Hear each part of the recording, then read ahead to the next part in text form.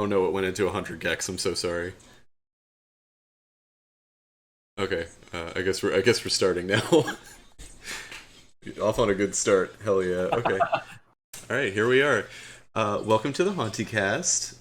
That was a bit of a weird start, but here we are. So, oh, the first song was a Living Tombstone remix. I can send the link to the chat momentarily, but for now, oh god, wait, oh, it's on my phone. God, I am a mess today. Welcome everybody. Hello. We're back on the HAUNTYCAST with more Haunted PS1 demo disc. I am joined today by some old faces and some new ones. So first off, let's go in alphabetical order. We have Antonio Frere, who made the Chameleon. Hey, hello. The uncomfortable intros are a staple of the stream. Next we have Bryce, who's back to talk about both the museum and Protagoras. Hey. There he is.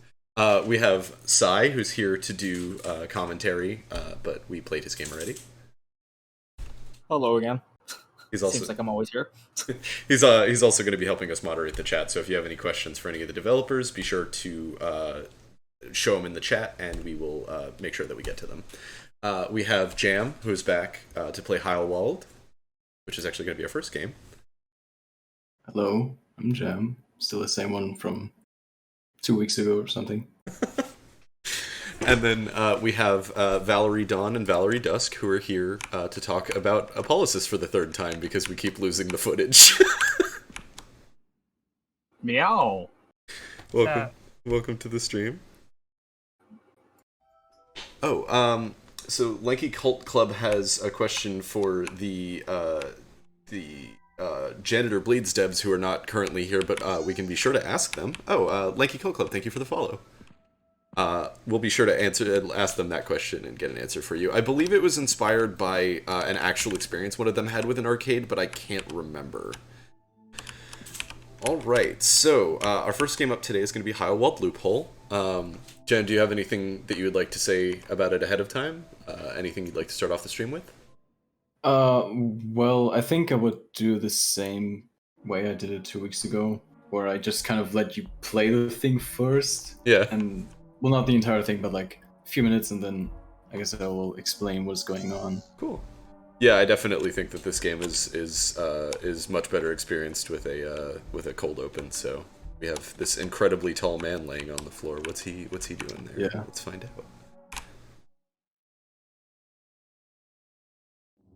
Oh, Kava, hi, thank you for the follow. What's up, Jen? I actually thought you launched the game by walking through the door, but I guess it's yeah. You click on the dead man. Interacting. Okay, so all right, let's get Well, started. unfortunately, we won't have the cool reactions this time. Yeah. So No, it's a bit sad. I was genuinely so bummed that we lost that stream. I have this horrible luck with Twitch for whatever reason. I keep losing VODs. So we lost the footage of my initial reactions to this game, but it's really good. I thoroughly enjoyed it. So let's oh. I don't know if I said this last time, but like the vertex jittering is so cool looking. Like especially when you're running, it just makes everything feel super frenetic. I really like it. Oh, that's interesting actually, because I think the way I'm doing the vertex jittering is actually wrong. Oh? Like from what I understand, like objects in the distance should be jittering like more intensely. Really? But like in this, all the objects are jittering the same, kind of. I guess I don't know. But isn't it like supposed to be? I guess like based on the camera's perspective, like camera space or something, rather than. Yeah, exactly. yeah, That's why. because like smaller objects have to move a further distance to be snapped to a vertex. Right. Yeah. Antonio, I also really like the leaning. It makes everything feel like way weightier. Ah, yes, leaning. It's some people love it, some people hate it. Yeah, I know the fair share of people who hate it. I think it's a lot weirder when you're like moving around a lot in like a small space, but if you're mostly just running in straight lines, I think it helps personally. Yeah. Which I think there is an option to turn it off in this though. Oh, there is. Sure. Huh. Well, that's head bobbing. I'm not sure if that actually turns off the leaning. Ah, okay. But all right, here we go. So, there he is. He's shorter this time. Oh, did you want to talk about the way that you do the voice audio? It's super cool. Oh, right.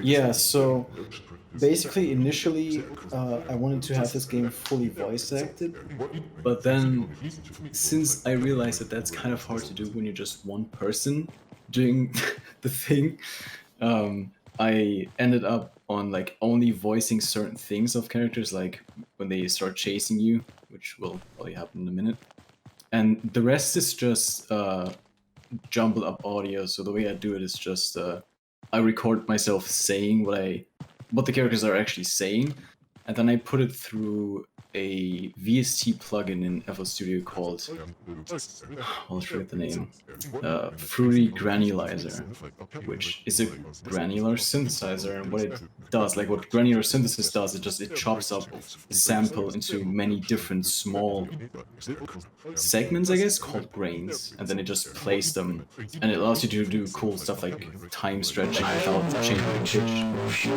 But what it also can do is, sorry? Oh no, he said I'm going to remove your liver very loudly, and I said please don't. Oh, okay. I'd prefer he didn't. Yeah, so what it can also do is play the grains in random order, and that's basically what's happening here, which creates this really weird jumbled audio effect. And then there's a lot of other like processing, like stretching and downsampling and stuff going on. Jesus! Got me through the wall. That's amazing. Scared the crap out of me. Oh man, I didn't mean to skip that. Oh, did you want to talk a little bit about the way that you like handle like endings and things like that? Yeah, I guess now that you've gotten one ending, hold on, I gotta. Alright, sorry. So now that you've gotten one ending, basically in this demo there are 5 different endings. In the full game, those are not going to be endings or anything. So the core idea of this game is that every time, like in normal like survival horror games, it's like, well, they're called survival, right? So if you get caught by an enemy, you're just dead and you have to retry from a checkpoint. But what my idea with this was basically to turn this around, make it so that every time you get caught, you don't die or anything, you just get brought to some different location in the game. And this creates like a whole tree of branching pathways. Yeah, which will eventually lead to probably multiple endings. Yeah, I think that's about it. The main game is gonna have kind of a way to force you to go down most of the paths, which might sound like a bad thing, but I don't think it will be. Basically, that's not in this stage right now. What you will have to do in the main game. Oh, you got him. So what you have to do in the main game is collect key cards from different areas of the hospital, which will unlock like security checkpoints throughout the facility, I guess. Oh, there he is. I love that that image is in every single game. I love it. Absolutely, yeah. I was gonna say we have some more questions from the Lucky Cult Club. This time it's more of a general thing about Haunted PS1. Just asking if we're planning on doing sort of releases every year, like the Mad Vent and the Eek 3. Which I feel like I can answer this just having known the community long enough. I feel like it's intended to be a yearly thing that gets done. Yeah, that's the idea. We definitely we've really enjoyed the hold on. While scouring through the office storage rooms, you discover some leftover anesthetics. You don't care if they're expired. All you want is to get rid of Dr. Randolph and whatever sick treatment he has in mind for you. Thus, you manage to escape into the sick ward. But yeah, the idea is to have them be yearly. It's not like one of those we're going to do this every year even if it kills us kind of things, because it's an unpaid community of mostly hobbyist developers.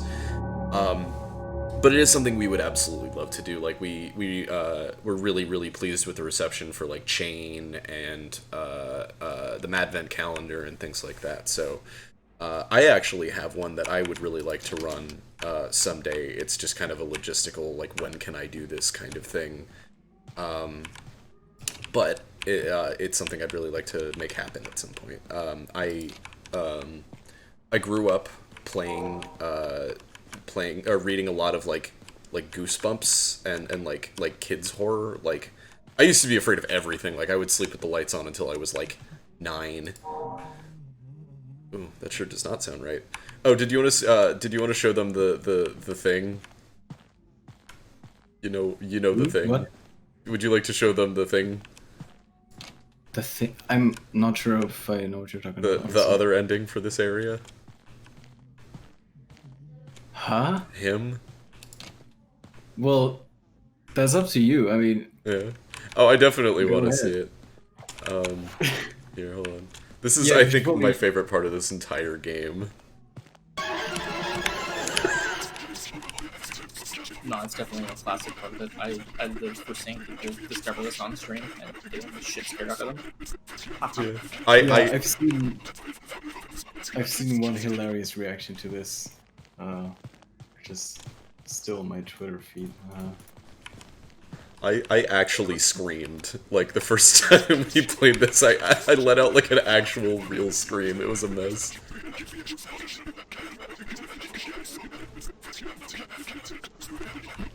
Oh yeah, well now that we're at this point, I guess I can tease that this guy is gonna be... Actually, the idea only came up in the previous stream. I think you actually said it, that it would be cool if this was a quest line. Yeah. And, well yeah, that's actually what it's gonna be, so... Do I need this guy is gonna just repeatedly reappear in levels if you complete the previous task he wants you to do.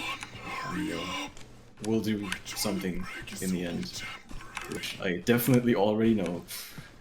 Wait, where's the water? Where's the water? Go find it. Ah. Come on. Don't call the nurse. Oh no. Oh god. Okay. Okay. Oh no. Where Has is you she? already done it? That was quick. Yeah. Yeah, this timer is gonna be much more forgiving in the full version, because this is pretty difficult getting glass. Because especially if it just spawns in the big area and you just check the rooms first. Oh, can it be back here as well? Oh dear. Yeah. Where is she? Oh. God, she got a big ass neck. Actually, in the rooms, it can only ever be on the desks in the back, or on the nightstands in the back. Oh crap! Because you Oh can't crap! Oh always crap! see Oh crap! the, Oh crap! Oh crap! Sorry. Oh. I think I've confused her. Oh. I meant to compliment you on this last time. I don't know if I did. I am such a big fan of your like character design. Like I just think, thank you. I love the like, especially the one that I saw that like folks don't know about is just so good. I really love it. Yeah, honestly, the character design for Nurse Heideltraw was very random. Mm-hmm. The way it came to me was I was just looking at reference images of like 50s nurse outfits, I guess. Mm-hmm. So it just kind of slapped the texture like that on a base mesh. And then Minnie, who's unfortunately not here this week, suggested that I give her a peg leg for some reason. I just did that and I was like, okay, that's interesting. And then the part with the long head, I actually don't know why I did that. Oh, is that not her neck? No, that's her face. Oh, dear lord. Or her head, I guess. It's like a xenomorph. Oh, oh, that's really upset. I thought she was just craning her neck really far forward. That's horrifying. No, that's man. Yeah. I feel like it's like the horrific version of that one cousin from Katamari with the head thing on sideways and his face is just like a foot ahead of his head. It's so good. Oh. Katamari is like consistently been one of my favorite games like forever. It's so good. I love weird games.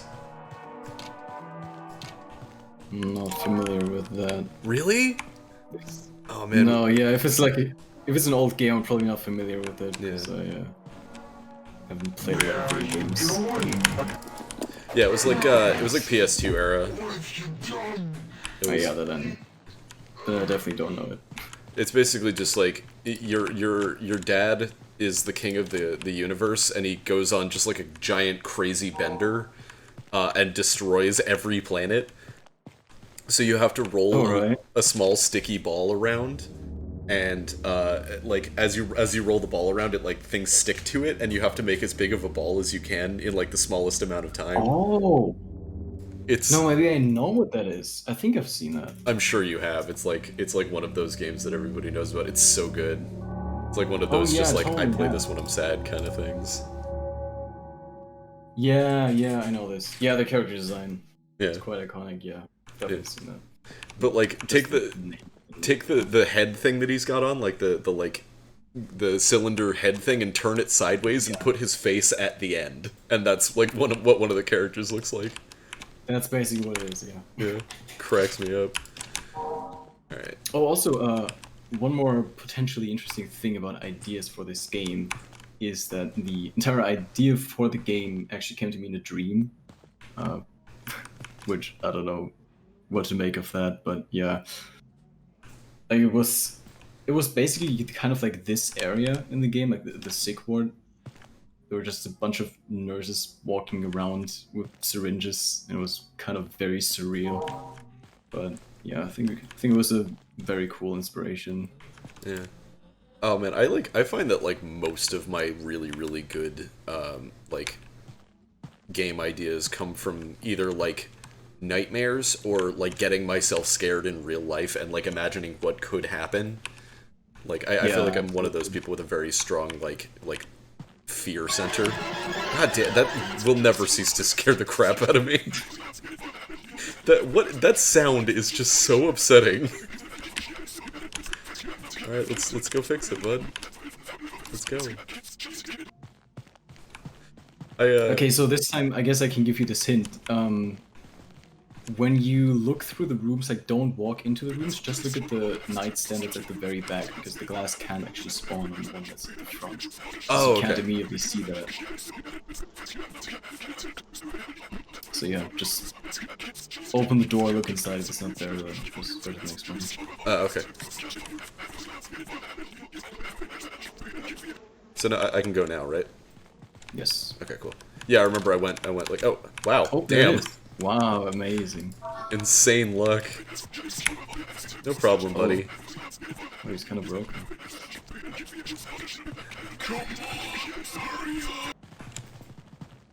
I've seen some weird screenshots of people getting this guy stuck at the top of a door frame. And I have no idea how they managed to do that. I think that happened to me for like half a second. Also, I didn't put the pieces together on this the first time, but the guy goes down the toilet. Yes. I love that. That is just so completely my humor. Can I follow him? Is that going to be one of the routes? Can you follow him down the toilet? I considered that originally, but I was like, flushing yourself down the toilet isn't very realistic, but also this guy goes down the toilet, so... There's got to be some way. Yeah. You can do it, but only if you're crawling. It's an excuse to put a sewer section in the game. Oh, hell yeah, dude. Sewer level. Yeah, for sure.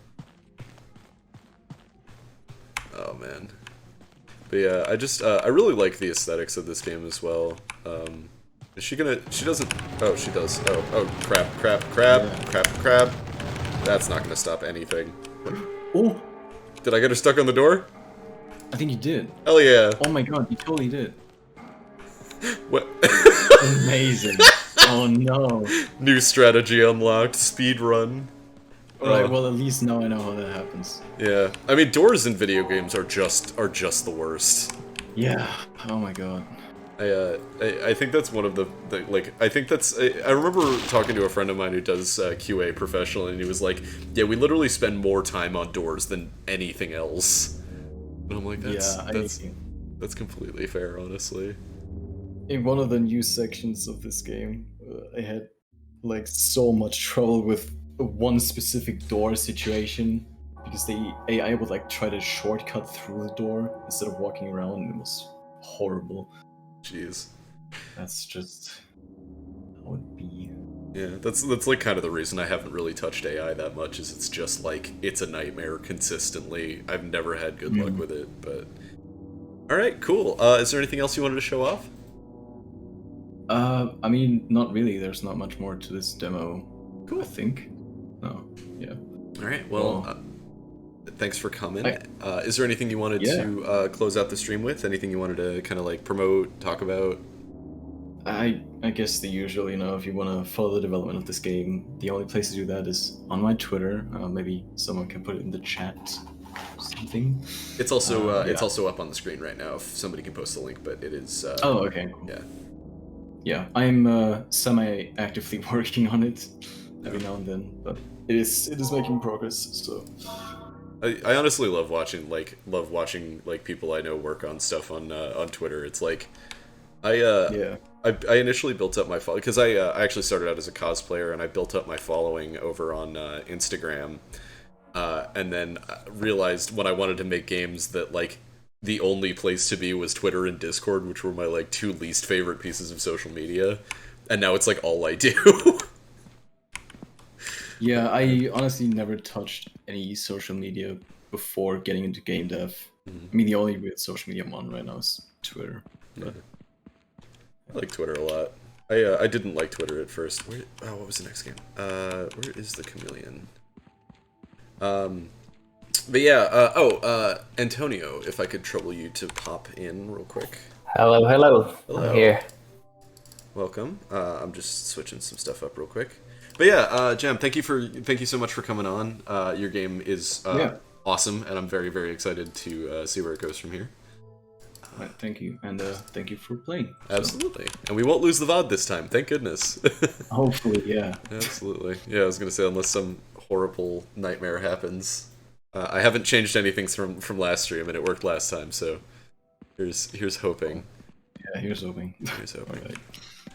Alright, so Chameleon time, cool. There it is. Absolutely. Well, welcome, Antonio, to the show for the first time. Thank you for coming. Thank you very much. Thank you for making time Thank today. You. So, is there anything you wanted to start out talking about? I usually give people a couple minutes to talk about something that they would like to, anything they'd like to head up the stream with. No, just this game's coming out soon. It's actually finished now. I'm just waiting for some things before I can announce the release date. So this demo is from January, so it has changed a little bit thanks to the feedback that I got from it. And you haven't played it, right? So I have not touched this. I've actually been specifically saving this for the stream so that I can get my initial reactions. Because let's see how it goes. It's loud though, so. Yeah. And I already balanced it. All All right. Oh, hold on. It launched in the background. That seems to be happening with the Unreal games, is it just like launches in the background for some reason. All right. Yeah. Well, this is the Chameleon. This is by Merlino Games. This is one of the ones I've been really excited to play, but haven't because, as somebody who absolutely adores stealth games, I know for a fact that it's like never quite the same the second time around. So here we go. Yeah. Would you recommend playing with the with a controller or with my keyboard? Honestly, what do you prefer? For me, it's the same. The only thing that's not the gamepad is not supported in the menus in the demo, but otherwise it's the same really. Oh, okay, cool. Then I'll probably do mouse and keyboard. Okay. I absolutely hate aiming on controllers. Like, Yeah. it's such a pain that like having gyro aim is actually locked behind having a dev kit with like most. Oh, that's you, right? That's me. Hello. I love FMV. Yeah. I didn't have budget for someone who looked more like Tom Selleck, so it was me. Oh, and the trailer, I haven't released the trailer. It was made by Amos, and he plays the Chameleon in the trailer, so. I love that. Yeah, that guy is a maniac, honestly. He's so good, yeah. I don't know if I've ever met anybody who's able to push out like super high quality video as fast as he does. Yeah, he's really good. Thing is, I was inspired by Lost, the TV show. They have some sort of orientation film that they found there, and I wanted to do something like that too. So like, sort of like, what's this weird place? What are they doing? What are they researching? Sort of intro. A grand conspiracy kind of thing. I really dig that. Yeah, like why are there chunks of the video missing, and like what's going on? So during the game, you'll find out, little pieces. Oh man, I love that, honestly. Like I feel like so many games just kind of are like, oh, here's straightforward storytelling. Whoa, damn. It's on, yeah. Already doing some damage. You're right. So yeah, the point here is like, what's going on? Why are these dudes? Who am I? Why am I wearing this shirt? This doesn't seem like. So I hope. Sneaky. I hope by the end of the game it's clear. Yeah. Absolutely. Oh, hello. Sir, you are on fire. Oh, how do I? Oh, okay. Oh, that's interesting. Oh, that's gonna get super nauseating. Is there like a lock to cover system, or is it just kind of general crouch? No, right now it's just like higher, just freely hiding behind things. There's there's no guns. I didn't want to do the sticky thing. Just trying to make it like as simple as possible. Ooh. Is there like a sneak button? No, this is your sneaking speed. Oh, okay. I didn't know. You get a prompt for a run. Yeah. So this is like your quiet speed. Okay. Oh, cool. actually, in the demo, I think even running doesn't make sound. Oh, okay. I wasn't sure if it was like one of those like you need to hold a button and you go even slower if you don't want to make noise kind of thing. No, this is the slowest. So what I'm trying with this one is just like the absolute simplest version of stealth. So it's like, 2 speeds. There's no gradual in between. There's just like one attack. It's like you either take them out or you don't. There's no shooting the leg or the head, or like it's just you punch them or you don't punch them. Yeah. I tried to do like the simplest version of it. Yeah. To make it more of an arcadey sort of experience. Gotcha. Oh, so what the hell is that? I'm assuming I shouldn't get near whatever the hell that is. That's what everyone says. That's why I put it there in the middle, because like you have no choice but to face it. Yeah, and I think that there's something really interesting about like boiling stealth down to like its like barest possible mechanics, because like I feel like so many stealth games will like always try and like overcomplicate the systems and things like that. So yeah, and yeah, I just didn't want to do something that would be too much for me. Just want a simple thing, simple story. Right. Okay. And you said that this was your you said that this is like your first like published game, right? Or something like that? My first game, yeah. Not just published, just first anything. Like what happened is I started making, following tutorials to make a stealth game. I made the AI first before any attacks, and I was just testing it and having fun being chased by it. I thought just being chased by the AI was fun, and so I said like I'll just make the game like that. Like, if that's what I was having fun with, just being chased and then punching them, I chose to just make that the game. Yeah, why not, right? Oh, he's mad. I screwed up. Oh man.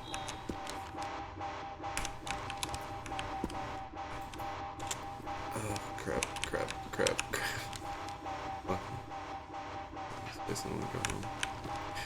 It's incredible to me that this is your first game, because like oh okay, so that uses energy, got it. Right, yeah. The energy, yeah. I've made it in the full game. Your color changes also. You become black and white if you don't have enough energy, so that's clear. Because the constant beeping is a little annoying for some people. Yeah, I was gonna say sound feedback is always one of those things that you really have to like mess around with a lot. 4 water. Oh yeah, I also moved this box because everyone wants to punch it, but you can't. Bummer. Oh. Yeah, so it's my first game, but it's like not my first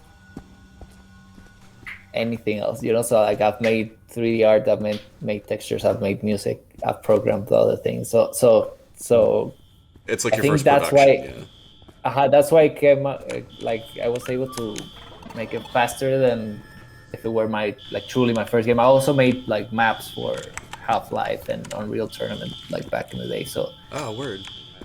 Yeah, funny enough, that was actually also my first experience making a game. Was oh crap. Was making Unreal Tournament maps with a friend of mine. We would just make like giant like pits and fill them with like see how much gore we could get to fill the hole. It was a mess. Ton of fun though. And it's funny because it's like that was how I got my start, but like I feel like map design is now like one of my weakest areas. Yeah, same. I've always had a rough time with it because it's just like one of those like I really like building like basic systems, but I'm not a big fan of like I've never been a big fan of like figuring out what to do with them. I always like just like making something cool and passing it off to someone kind of thing. Yeah. Energy. Oh, yeah, like I was saying, this looks really really good, especially for like a first project. So the like fidelity of it and like the way it's put together is really really impressive. Thank you. And you said you built this all by yourself, right? Yeah, it does have a few like stock audio things that I mixed, like the audio. I didn't make all the sounds. I got them from a website, and a couple of the animations are also from a marketplace, like the running and bunch of. Okay, interesting. Yeah, I was gonna say, fun fact, I brought this up last stream and it freaked people out because nobody knew. My game for the collection, The Drowning Machine, is actually completely made from asset store models. Wow, really? Yeah. I know, it's messed up, right? Like, well, I don't think that's wrong. I just didn't notice. Like, it looks very unique. Thank you. Yeah, it was one of those. It was one of those kind of like necessity kind of things because I'm just like really really bad at 3D modeling, and I just like wanted to make something and not really worry about it. So I ended up just getting a bunch of like asset store models and just like went to town. Yeah, it worked well, honestly. Yeah, thank you. Like, it has its own unique art style. Like you can't. Because I don't think there's anything wrong with the marketplace assets, especially because let's say you're talking about AAA games. I mean, half of the assets in those games, they're made like they are outsourced. So what's different from that between like that and a marketplace? And, it's fine. Yeah, and it's interesting for me because it's like, oh, whoa, where am I? There, yeah. Okay. I'll fix that. Yeah. Gotcha. Okay. But yeah, it was. It always just cracks me up because I always see these like mobile games and stuff. Like half the games made by Voodoo, like the 3D like game, the like mobile game publisher, use the exact same models as the Drowning Machine. Like if you've seen one of those like you know like Hole.io is actually made with the same assets as the Drowning Machine and like you know just all these other like you know everybody's played this kind of thing. Haha! Oh damn it! I forgot there were two guys in here. Crap. And I haven't played. Someone asked on chat about the tap water secret. If you win the one in here, no, it doesn't do anything with the lobby. It's just unlocks an energy capsule in here.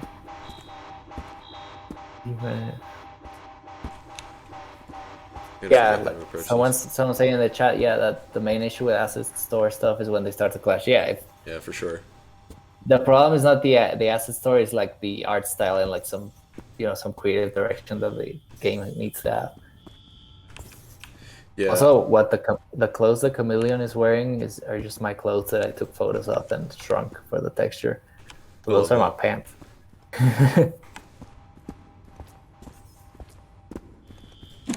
Oh crap! Damn it! Ah! Yeah. Man, I am off my game. Let me know if you want me to give you tips. Oh, absolutely. Anything, all right? Yeah, no, I don't mind backseating at all. Go back. Okay. Oh yeah, I keep doing that. Yeah. Damn it. It's because it's spawning you facing the wrong way. I'll fix that after, but yeah. Gotcha. Yeah, I've updated the crap out of my game since the disc release. Yeah. Like I redid the entire main menu and like 17 other things. I saw. Yeah, it's weird like seeing it and you're like, yeah, I already changed that. I already fixed that. Like, you know, for example, in the demo, running spends energy. In the final game, running is just loud and it will alert the guards, but it doesn't spend energy. Gotcha. That was like a big comment that I got. Yeah, that makes sense. I've found that like that will never not be funny. I love that. Yeah, that's what I'm saying. I just added that while I was debugging like the stealth, so that I could just get rid of the guards if they were annoying. Mm-hmm. And I thought it was fun, and I was like, I'll just make the game that. Yeah. It's like I was having fun, just like I stopped debugging, and I was just like punching guards everywhere and like trying to hunt them down and things like that. And I was like, just keep that in. Yeah, screw it. Why not, right? That's my whole thing. Is it's like, unless it's like directly conflicting with something else you're doing, I see no reason to like take out like fun stuff like that. Like there's a guy I know. I don't know if he's watching right now, but his name is Schmumbler, and he has effectively destroyed my entry to DreadX Collection 2. It's called the Diving Bell. The game generally takes around 30 to 45 minutes to finish. He beat it in 3 minutes and 45 seconds. Wow.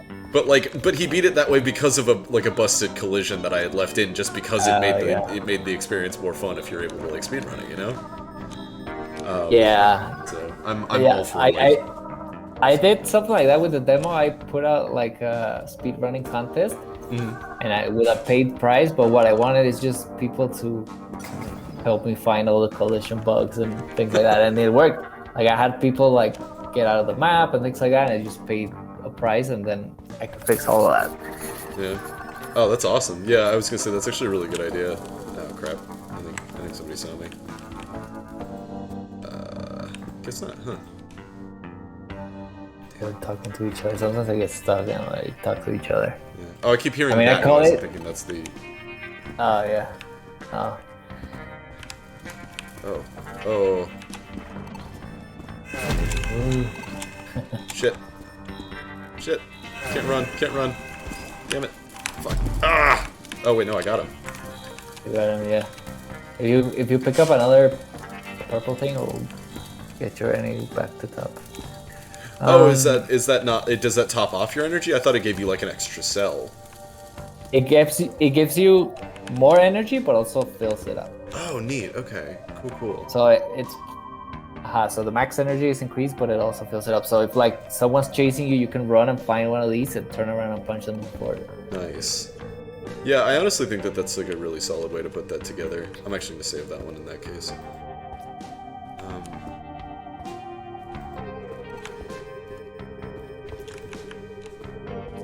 There. Okay. Floating. East warehouse. Oh, okay, cool. So there's another power. Yeah. How can I not go through this way?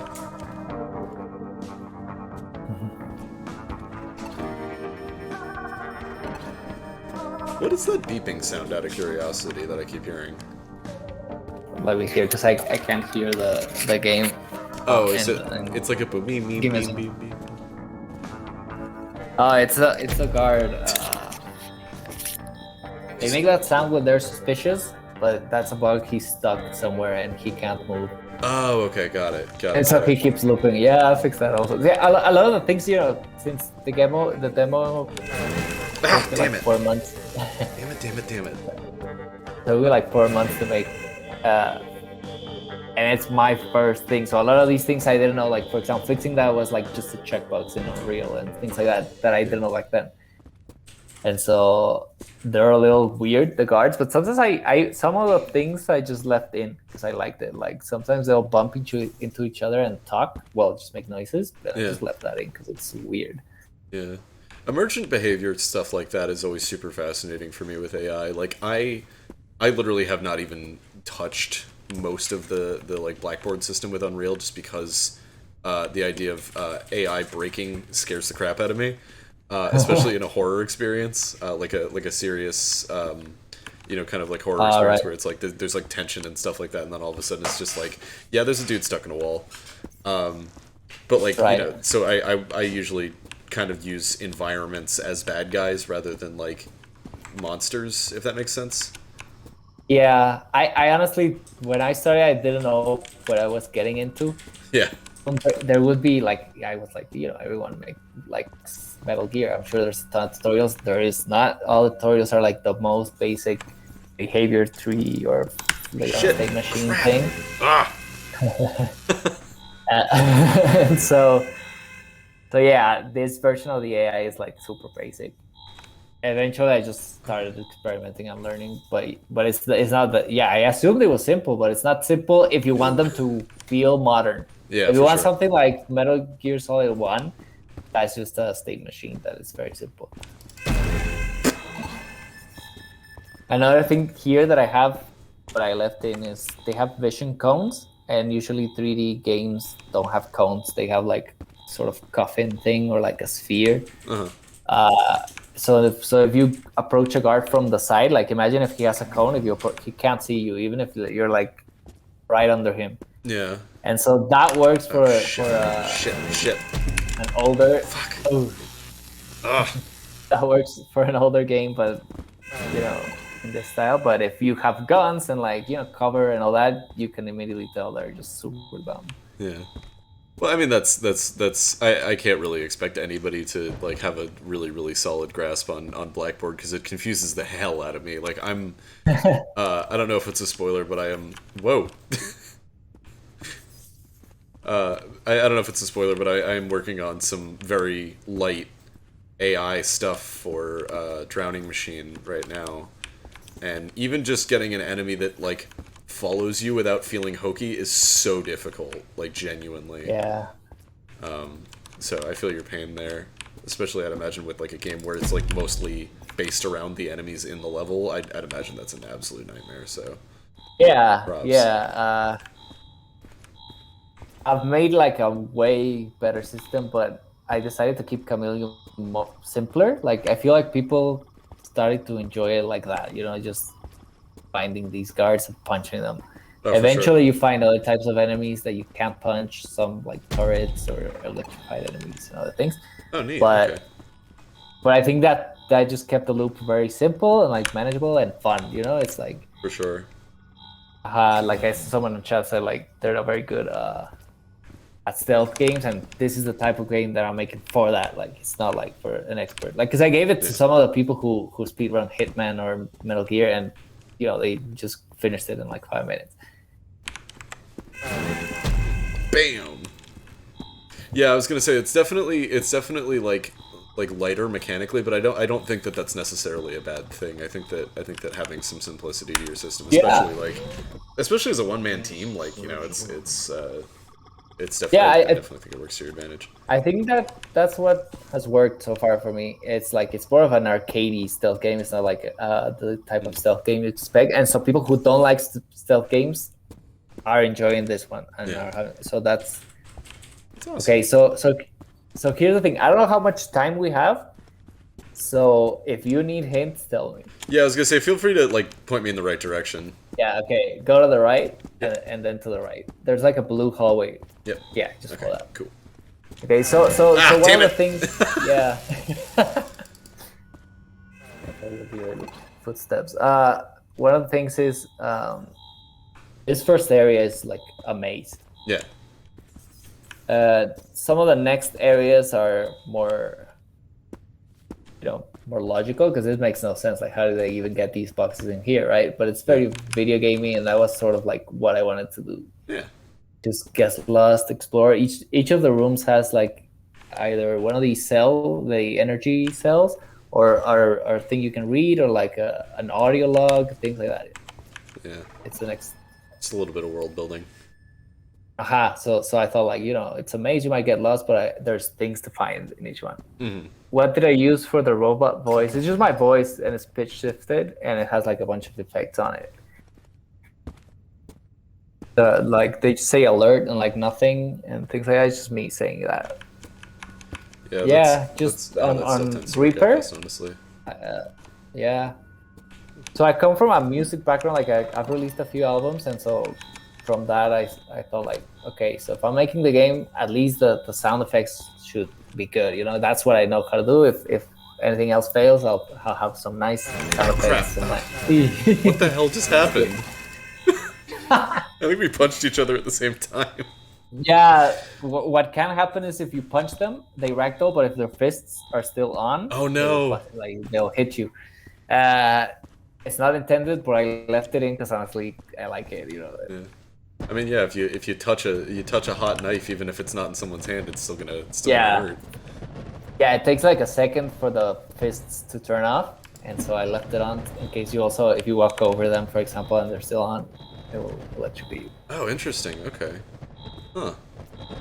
It's also what I'm saying. Like later areas are less like a maze and more like an open area with more guards, and so if you punch one and you're trying to escape the other one and you step on it, it becomes like a little messy to to just go around and punch them.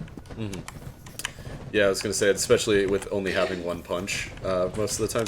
Can you get enough of these like energy cells to get two? You can no, but you can get a power that makes a punch cost half energy. Oh, okay, neat. But at that point, there's plenty of things to punch, so not just the guards, the others. But at that point, there's also guards that you can't punch, and they're like they're electrified or things like that. So you have other powers that you have to like manage to get past the areas. Cool. So it's like almost like what you would expect with like gun progression in like another game, kind of where it's just like ups your arsenal. Yeah, sort of like that.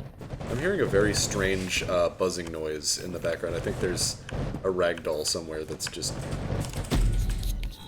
really freaking out. Oh, it stopped. I guess it was that guy that I just bonked. Probably stuck. Yeah. They get stuck on the cones. Well, in the demo, they get stuck on the cones sometimes. Yeah. No, I mean, there's always going to be stuff like that, especially with a game this. Oh, there it is. Is there a guy in here? There's definitely a guy in here somewhere.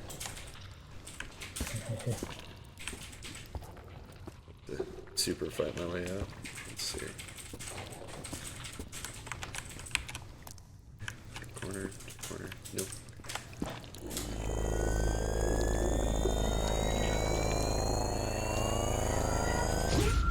I found a new power. Q to damage. Whoa!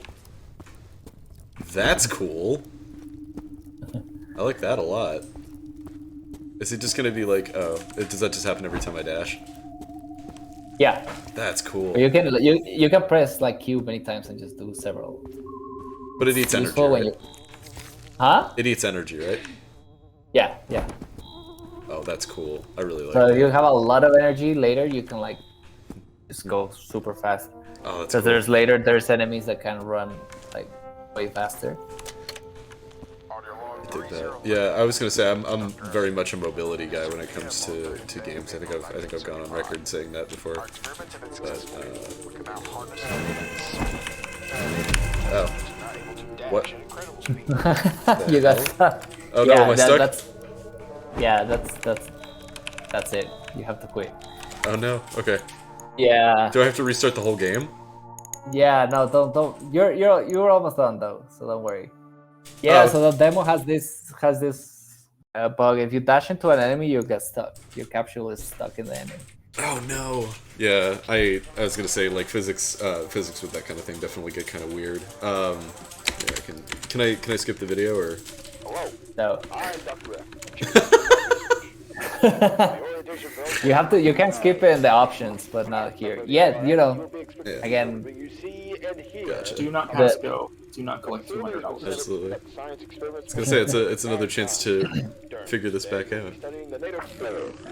Yeah, I'll guide you so you get everything quickly because you were almost done basically. You just need okay, to get cool. to the end. Cool. Age of Aquarius. You will enjoy all the Actually, I want to take a second to like watch this. Stay in our facility like the LRS. We even hope you can join us for Taco Tuesday at our own restaurant on the roof. Its quality is unheard of. Man, I'm Now, hungry. let me introduce you to the Global Unified Advanced Yeah, System, same. or GAR. Just had some waffles, but there's this place out in Austin that I talk about all the time that makes these tacos. I always get the quesadilla, but it's like I'm assuming. Do you know what birria is? Good luck. What is what? Birria, birria. It's like a kind of meat.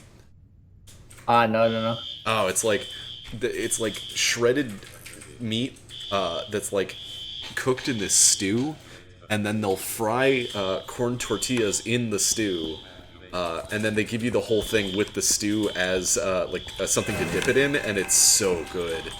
Oh yeah, it sounds good. Yeah, there's this place in Austin that does it that's like off the hook. It's so good. I'm like considering going there for lunch. Let's see. You're on Central Time, right? Yeah, I'm in CDT. So it's 1 p.m. Okay. Yes. Same. Okay, so I can just ignore that guy. Let's keep going. Oh, Tingle, thank you for the follow. Right, I know where I'm going this time. Generator room open. Yeah, I'm like sitting here getting whacked over and over, and I'm just like, I managed to get through Metal Gear Solid 3 without killing a single person, and I'm just sitting here just like whacking people. Just like, I've chosen violence today. Just go. Do you want me to guide you then? What's up? You want me to guide you? Sure, yeah, I mean, it's not a So that problem. we can get there. Okay, go to the right. Yeah, okay. Back there, yeah. Save your energy. Yeah. Oh, I totally forgot about the Z button. Oh yeah, you can. It's because it's like whistle with C, and then you can just punch him as he gets here, Yeah, that was the plan. and that way you can like pick up one Bonk. by one. Hey, Right, so you just have to go in that door and open the door. Yeah. Make sure that guy wasn't gonna see me. Okay. Is there like a range where they can hear you? Like, does killing one guy set off the other guys? If they're close enough, yeah. Okay. They'll hear. They don't like. There's no like general alarm. I wanted to do it like you take one. Like you kill one by one, but they'll hear it. Oh, okay, got it. Even if you punch and you don't hit anything, they'll hear the swing. Oh, that's interesting. Okay, I wouldn't have guessed that. That's cool. Oh, that's someone's game from the channel. Oh, cool. Yeah, I always love seeing references. Price's to game the somewhere else, yeah. Yeah. I was gonna say you're more than welcome to shout out whoever that is. It's Nico Sarantaris. I don't know how to say his last name. Oh, okay. The game's called. I forgot the name. Yeah, that's all right. sorry. No, you're good. No worries. It's Soft Double Serve or something like that. I don't know. Oh, I think I've actually heard of that. Yeah, no, I know what you're talking about. Yeah, he's in the channel. He just doesn't make PS1 style games, so that's why he's not very active there. Ah, okay, gotcha. Yeah, I was gonna say, I think that's one of the cooler things about the community is you have all these people where it's like, yeah, you know, I like making PS1 style stuff, but it's not like my entire thing. Yeah. Like, my next game is actually going to be almost entirely built with like photo bashing and things like that. It's gonna be like nice. Yeah, it's gonna be a point and click game that works in 3D space. So like, you'll have the like standard kind of escape the room looking like assets around the map, but you'll also have like that as like flat textures. But then you'll also have like 3D monsters that like walk in between the standees. Oh, nice. Yeah, So so interesting. it's meant to look like a fake world. Like it's like meant to look like you're like actually in a place with like fake furniture and things like that. It's gonna be, right, it's yeah. gonna be very spooky. I just gotta the technical side of it's gonna be an absolute nightmare.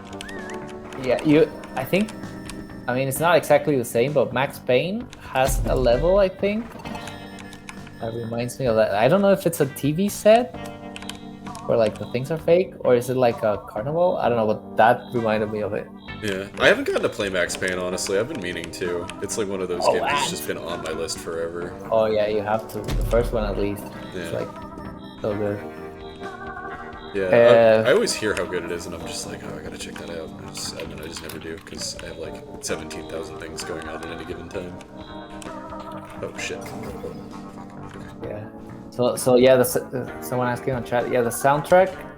It's not out yet. I didn't want to put it out yet because some of the songs have spoilers. So the game is, the loop here is you're trying to escape this warehouse while finding out what this place is.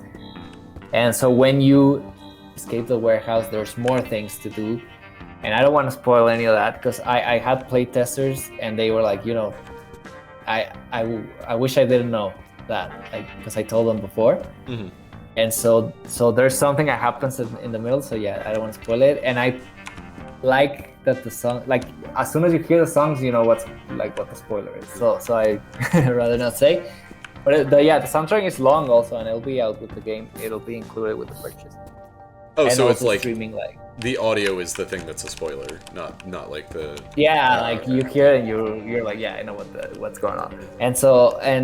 But it'll be out with the game, and it'll be on Spotify, YouTube, and all that too. I was gonna say it might be kind of cool to put out a version of the soundtrack that's like. Oh, I'm going the wrong way already. It would be cool to put like a version of the soundtrack out where all the titles are all like classified, and you like replace words with like just a bunch of X's or something. But if it's that's not a bad idea. Actually, it's not a bad idea. But I did want to wait like until the whole game's out, or at least until I announced like the release date and all that. When I start like the proper marketing, because I also have just done like Twitter and maybe a couple of Reddit posts, but I haven't done like all the proper marketing. I love that. Yeah, the ragdoll never gets old. Yeah. I also am just a big fan of in contrast to the kinds of games that I generally make, I really like just kind of goofy, over the top stuff like that, even just like, as a mechanic in passing. I'm playing through Devil May Cry right now, and the moment I could tell I absolutely loved the game was when it started. Literally in the first 5 minutes of the game, one of the characters like drives a motorcycle through the front of the main character's shop, and he's just he's just like, hey. I remember that. He just absolutely does not care. He's just like, hey, what's up? And I was just like, oh my god, I'm home. I love this. Yeah, I like that too. Yeah. I like the silliness, even if it's serious, Absolutely, yeah. I was gonna say I needed something to fill out the hole in my heart that Metal Gear left. Go back. Oh yeah. Okay, I'm gonna guide you to the end so that everyone gets the time to go for it. Go to the right. The right. In the blue hallway again.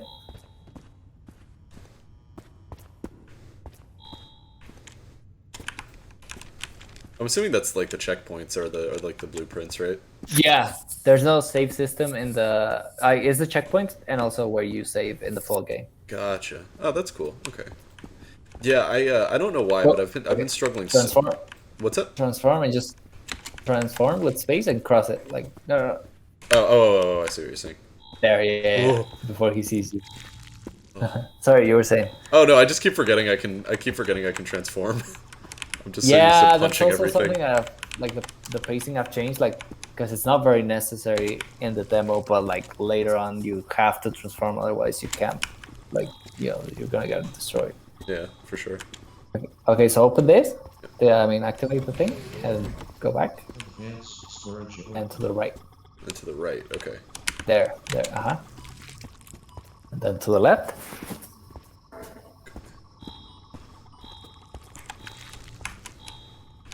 There. Oh shit. And to that door that you see there. Yeah, that one. Got it. Yeah. Let me just take this bad boy out. Ooh.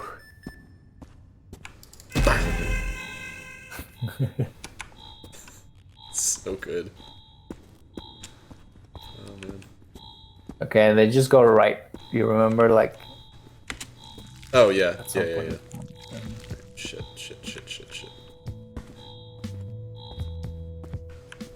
Tension's on. I don't think there were any more enemies over here, if I remember correctly. Here? No, there's a bunch. Shit. Okay. Come on. There we go. Will there be more moments where you have to actively? Yeah, it gets like much harder. Like this first part is the easiest part, and starting with this room, it gets much harder, and you need to use your powers. Like by the end, you have to be using them all the time, and punch is the one you use the least. Huh. Interesting. Okay. So I'm assuming I shouldn't punch this. Yeah, don't touch that. No. Do I just have to like dash across this? Yeah. Oh. Yeah, for mouse in the chat. Oh, yeah, thank you. So a lot of people get surprised by this screen, like, they're like, oh, it was just getting good. So if you thought that, definitely wishlist it, because it does get even better, and it's great. I am actually really, really excited to see where this goes. I love stealth games, so like the idea of like building on like a super powered like stealth guy. I don't know. I think that this is super charming and awesome. Antonio, if you want to drop your links in the chat, you are more than welcome to. 13? Oh yeah. What? Yeah, it's a lot of areas, and they all look different. Like so like you see this room is like lights and yeah, each area is different, and there's not 13 powers though, 13 areas, and so each one, the play style is a little different. So sometimes you'll need to dash more. You sometimes will need like the other powers slowing time, the double punch. There's other things, and so yeah, it's a big area. It's a big base. That's really cool. I'm like super excited for this now. I had no idea the game was going to be that huge. Wow. It's big, but it's not that long. It's like 2-3 hours long. Oh, okay. I mean, yeah, but that's like totally reasonable for like an indie game made by one person. That's awesome. Yeah.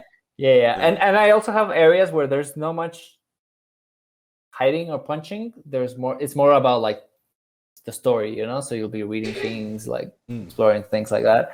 Yeah.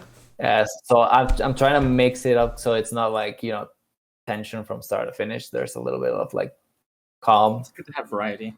Yeah, for sure. Yeah.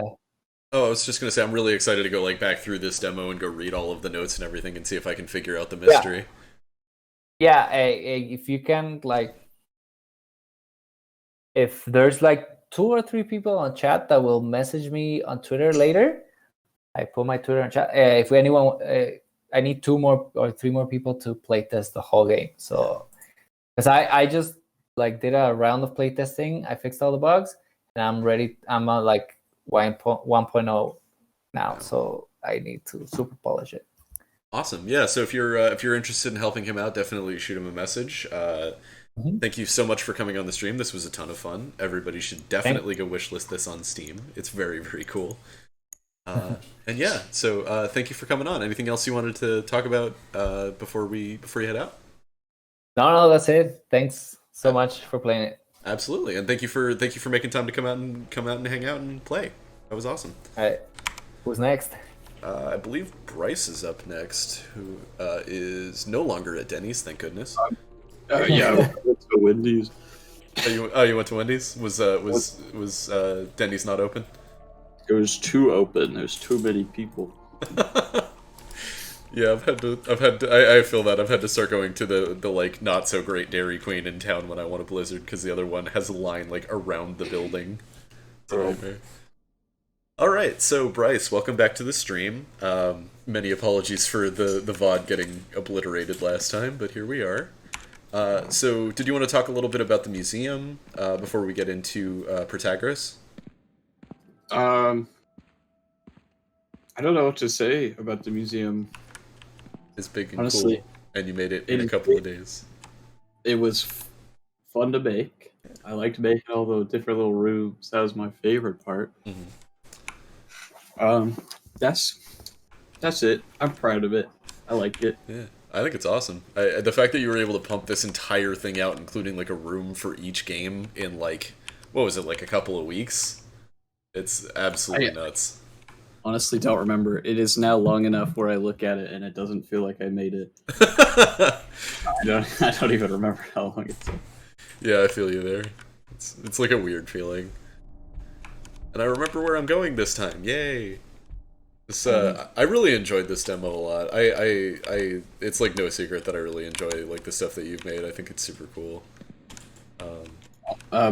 Also, what's up? It is inspired by the Namco Museum. I'm seeing that in chat. Yeah. And I did play the first Namco Museum because I got it with a PlayStation I bought, and I really loved it. Was that what inspired the look of the disc, or was it just like one of those like, oh neat, okay. Yeah, I think my friend had it, and I was just like, oh, arcade games are stupid, and then I played Dig Dug for 6 hours.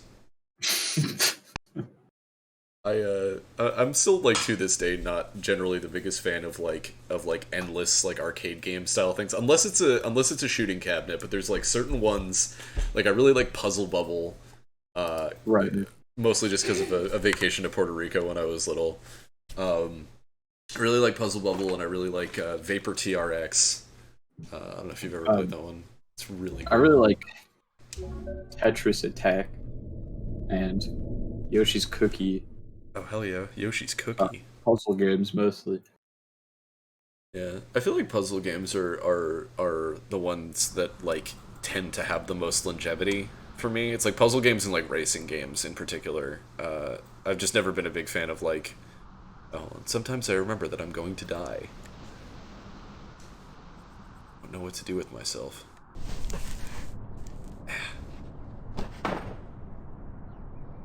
Having had my head hit on a trash can in the past, that is one of the worst feelings.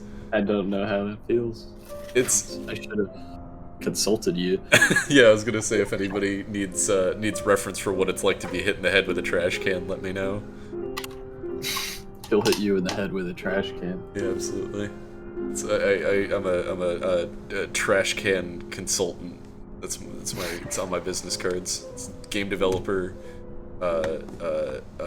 community manager, guy who hits people with trash cans. Certified trash man. Yep, that's me, trash boy.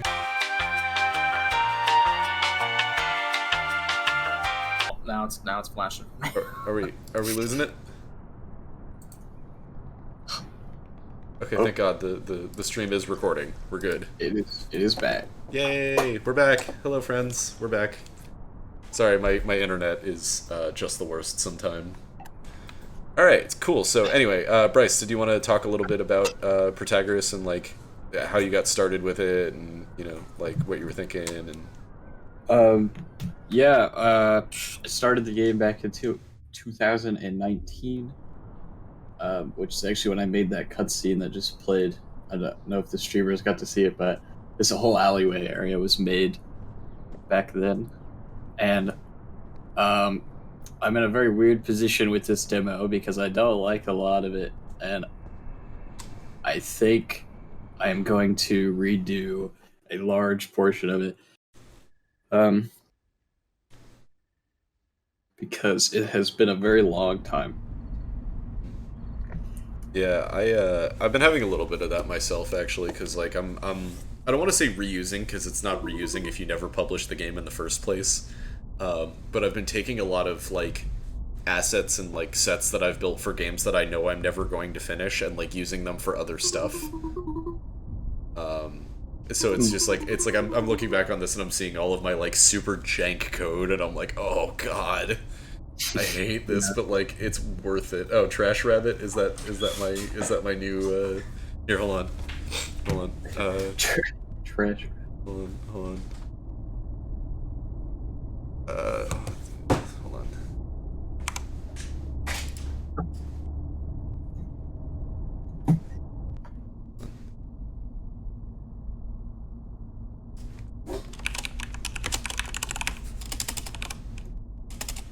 There we go. Done.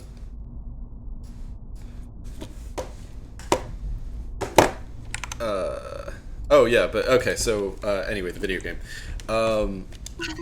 But yeah, it was interesting. I like going back through this stuff and like watching the way that I like grew as a developer, but also like cringing severely at like how much of a disaster my code is in retrospect is like super trippy. I don't know if you're going through the same. Yeah. I mean, I've made 2 games in between starting this game and like releasing the demo, so I've learned a lot, and it's just like the foundation of this game is so bad, and I feel like if I started from scratch, even like it would make things go a lot faster. I don't want this game to be like in development hell though, so it's taken a lot of consideration. No, for sure, and it's like I feel like with especially as like a you know like learning from a community that knows as much as ours does, like I feel like I like double in also the air conditioner is bleeding. Yeah. But like I feel like as a developer I like double my repertoire like every couple of months, so it's like why even bother making a game if I could have made that game in 3 hours over the last like couple of weeks, you know? Because I shout out to my good friend Alessa, who showed me like actual coding standards and stuff, and then I went and recreated a demo that I had built over the course of I think several months. I built it in 3 hours, just using like new coding techniques and things like that. So it's just always super weird to like think about that kind of stuff. Oh, by the way, did you want to talk at all about the portraits on the screen? Because I remember there was like something to that. Yeah, the artist that I'm collaborating largely with on this game, he's an oil painter. He does other stuff too, but he made these portraits. I didn't even tell him to do it. He was just like, I'm gonna draw Zoe's face, which is that character's name. Yeah. In the style of the clock tower portraits from the SNES clock tower, and he just sent me that, and it was so good. I was like, yeah, we're gonna have to use that. Because he animated it too, and he said it took him like forever to make that talking animation. I think he used like a 3D model as reference, like he animated that talking first and then painted over it. Digital painted, I think, for the portraits. Because he also does pixel art. He did all the sprites for the inventory, and he did the inventory screen itself as well with actual paint, I believe. Yeah, and then he did like an entire like Moleskine notebook of like assets for this game, right? Like I remember seeing that on Twitter. Yeah, he's keeping them all in a notebook. It's really cool. Yeah, I'm like consistently so impressed with like the artwork that comes out of like projects like this, because it's always just so distinctive. I love it. Yeah, and if I redo a bulk of the game's visuals, or at least like some of them, all that stuff is going to stay because it's so good. Yeah, no, it's super interesting. Oh, that is the woods. All right. I do remember a good portion of this. I may need a little bit of guidance, but yeah, this game is. I am like in no way like a person who has any experience with survival horror. Like I don't think I've ever actually like owned a survival horror game, especially like a classic one. Pride ourselves in our unique luxury motel experience. Here at Protagoras West, we aim to make your stay wonderful and save you money. We hope to help you escape from the world outside for as long as needed with our impossibly low prices. Sit back and relax and daydream in our 5-star pool or enjoy the tranquility of our vast library. Consider one of our luxury rooms if you desire the utmost comfort and enjoy a complimentary breakfast. Thank you for choosing us, and we hope you leave our little paradise invigorated and a changed person, and with no blood coming out from under your hood. Just a deeply upsetting concept. Yeah, so I think I mentioned it last time, but this demo was pretty rushed, which is funny because it also took me 2 years of work to get the game to this point. Just like working on it off and on because I did work on other projects for the most of that time, but the demo is like I really had to slap in like one puzzle into it, and I think parts of it are not telegraphed very well, and so various people just gave up with it, like just got stuck because they couldn't find the coat hanger and gave up. Yeah, I remember I came across that immediately, and you were like, "Oh, thank God!" Like, is it really that hard to see? Well, I pushed 2 updates to make it more visible. I sort of tilted it so that the player would have a better chance of seeing it, and then added the sort of shiny bit that's on the pickups to the coat hanger as well. I don't know why I didn't have it on the coat hanger originally, but well, to be fair, you were working on the disc itself, which the fact that you managed to pump out a demo and the disc is kind of nuts. So yeah, like I said, it was pretty rushed and my attention was very split. That's all right. Yeah, I forgot what I was gonna say. It's okay. It's just one of those days. You did wake up like 2 hours ago, to be fair. I did. I'm perpetually in a state of either just woken up or about to fall asleep. Yeah, that's a huge mood, honestly. I don't know why. Like, maybe it's a quarantine thing, but I've just been like so tired for like like consistently all the time. It sucks. I think it's just sitting down a lot. Like I have to really force myself to get up and like just walk somewhere. Just like give me an excuse. Yeah, for sure. Oh, what's that? It's a discarded note. I'm sorry to say I've lost the keys to the room again, Daniel. Locked them in the car accidentally for the second time. What an idiot. God, why did I have to park in the furthest spot from our room? What a walk of shame that was. Stay in the room until you get back so I can unlock the doors from the inside. Just knock a few times and let me know it's you. Remember that time you jacked open the car with a wire? Maybe we could do that again when you get back. Also, I found something really upsetting in our mailbox. I prefer if you dealt with it. I'm so sorry we have to do this again. Oh man, I had something I wanted to bring up and then I like completely forgot. But yeah, I like having had absolutely no experience with like a game like this ever. I think it's really like interesting, like in terms of formula, because it gives you a way to like expose people to a story in a way that's like not necessarily super traditional. You know, because it's like it gives you the option to do stuff like this in between scenes, and like, you know, play things cinematically, and even again do stuff like this where it's like, you know, what you know, this is like a completely different perspective. What's going on? Yeah. Oh yeah. Speaking of that, so I'm gonna redo the main character model, which means I'm gonna have to redo a lot of animations. And I thought about that, and I think I want to make it so that whenever you aim a gun in this game, it like switches to first person and sort of allows you to free aim, because that would save me a lot of pain of making gun firing animations, and I think it'd just be more interesting, honestly. Yeah, it'd also give you a better look at the enemies and stuff like that. Yeah. Also raise the tension a bit as well. Yeah, so I think it's kind of unique.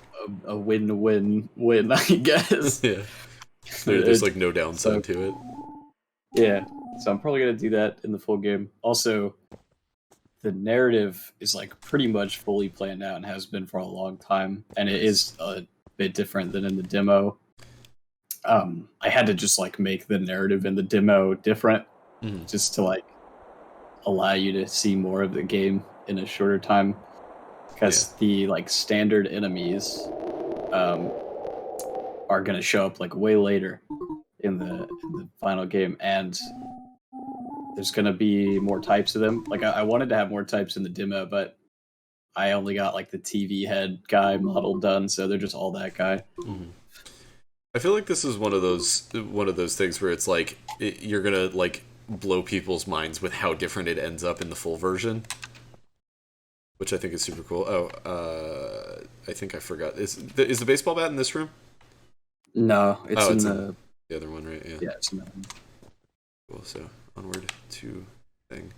Yeah, I was gonna say I like know this. I feel like I know this like the back of my hand now. It's like I like go here, go here, go here.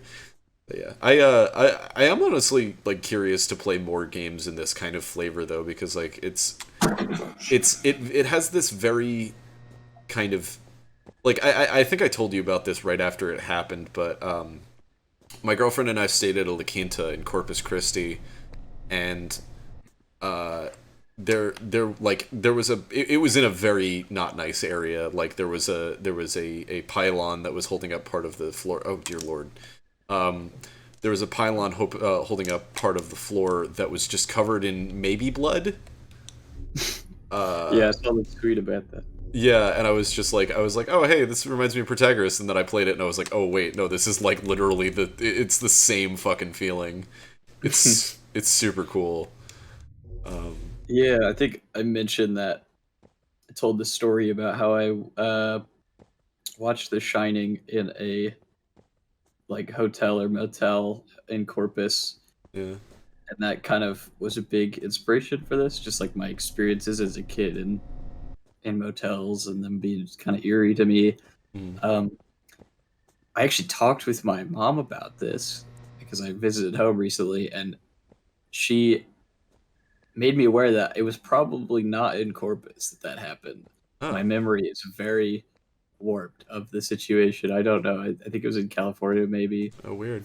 Which is weird because before I went to Corpus Christi, you told me that story, and then I went to Corpus Christi and stayed in a motel, and I was like, oh, hey, Protagoras Bleeds, that's nuts.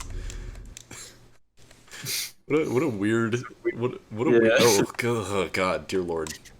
This is still deeply upsetting to me on so many levels. It's actually funny because the entire time I was making that monster, I just, like... I didn't think it was going to turn out good. I was really struggling with that one. It is deeply upsetting, I will say. Like, there's something about the fact that it's also attached to the ceiling. Like, that it would have had to grow upwards to get there, and there's just something really just wrong about that in my brain. I honestly didn't even think about that, and that is upsetting. Yeah. Okay. Let's equip that bad boy. Just in case. What's the... It's... Okay. Okay. Right, yeah. Yeah, and you hold it for a heavy attack. I also want to have more feedback for that, where, like, if you hold the button, it, like, slowly brings the player's arms up to do the heavy swing. Yeah. I don't even think I knew about the heavy swing the first time we played it. Yeah, a lot of people didn't. Because there's literally nothing that tells you can do that.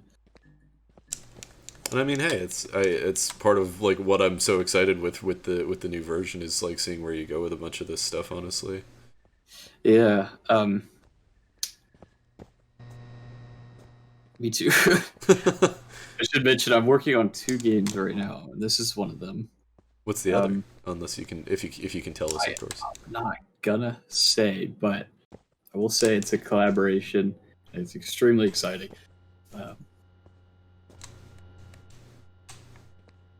I'm very excited to hear about it. Yeah, that's all I'm gonna go to. That's fair. Okay, I don't think I'm gonna need 113 anymore, but do not touch the weapon. It is mine. Apparently, this motel doesn't respect our Second Amendment rights, so I had to stash this gun away in a hurry. I'm an amazing lockpick, so this Mailbox. However, I lost my lockpick set and can no longer open this box to retrieve the gun. So this note in the mailbox is door, so if you're reading, please return the weapon room 101 or else. I'm thinking of having that character show up later in the game. I think that would be hilarious. Oh, hold on. No? Okay. Oh, hold on. How do I do this? It's like, yeah, there we go. I love this reload mechanic so much. I think this is so cool. Yeah. That was definitely a good choice, because it's like, especially if there's like a guy marching towards you, that is definitely going to raise the tension. That's crazy. I'm probably not going to need 113 either. It's definitely one of the things I'm most happy with. Yeah. Oh, I definitely think that is like super duper cool. I honestly think that like using that style of mechanic for more stuff would be really neat. Just having you have to like, like jangle with your keys or something like while there's dudes running at you in order to get like a door open or something like that. That's why I really like the idea you put forth about the first person for when you're actually shooting. Yeah, for sure. It leans more on these sort of unique crap. Which I think really Yeah. Because when I first came up with this game, it was back in 2019. Damn it. Shit, you should heal. Yeah, I should. And I wanted to make it more of a stand. I'm like stuck on the wall. Yeah, you can. They don't actually have collisions. You can just run through them. Oh, really? Yeah. Damn it. Well, now I can't. Yeah. See it's got a lot of jank. Damn. With the enemy encounters for sure. Let's have to remember these there. I pretty much want to redo that from the ground up, honestly. Yeah. It seems like this is like this is going to end up being like a taster for like what the game will eventually be, and then you're going to like blow people out of the water with the full version. So I think that's going to be sick. Oh, hold on. But yeah, so as time went on, I wanted to. Oh crap! I forgot to save. The game more unique from like just your standard survival horror, because there's really not a whole lot of point to me just like emulating what's already out there, but just like in a different setting, in a different story. I want it to be a little bit different, and why not? Yeah, for sure. No, I definitely think that that's a really good way to approach it, because it's like I feel like so many games just get their jollies on like trying to be another game. You know? And it's like, especially I feel like with the whole advent of the PS1 aesthetic is like everybody's just like, oh, I'll just remake this game, and it's like, no, I mean, the whole point is to like, or for me anyway, I don't want to like push my philosophy onto other people, is like take concepts from other stuff that you like, figure out why you like it, and improving on it and like iterating and things like that. So I think that I definitely would agree. Like I started out like being more so just like I want to make my version of this game I love. I think most people do. Yeah, for sure. I don't think there's anything wrong with that at all. No, me either. But but as I've created more games, I've started to want to have a bit of my own voice, I guess. Like I've got my feet wet, and now I just kind of want to do my own stuff. Yeah. No, and that's totally fair. Like I feel like that's like the natural progression of things. Is it's like I want to like figure out how to do things by making stuff that maybe other people have made or something like that, and then use that to make my own thing. I'm gonna save real quick. Yeah, I mean, in a sense, like all art is iterative. It's making something new out of something old. Mm-hmm. Which is, I feel like, is one of the advantages of. Oh, I did not mean to do that. Whoops. Well, I'm down a syringe. Yes, I do want it. Cool. With you. I don't even have the bat. I managed to completely skip the bat. Wait. I just went straight to the. You need it though. Oh, you need the bat? Yeah. Oh, okay. Well, I will go grab it. I am now remembering how I designed this puzzle. You need the key and the bat. Like, those are the two pieces, and you get them in either order. It'll definitely make it easier to have the gun, though, I think. Oh, yeah. Because, like, I've never been particularly good at, like melee combat in video games, at least up until, like, I picked up, like, Bloodborne and stuff like that. Which I've been playing through. I played through Bloodborne, loved it, and I've started playing through Sekiro recently, and it is borderline abusively hard. Yeah, I started with Sekiro and didn't get very far in it before giving up, and then later I went back and played Dark Souls, and Sekiro is something else.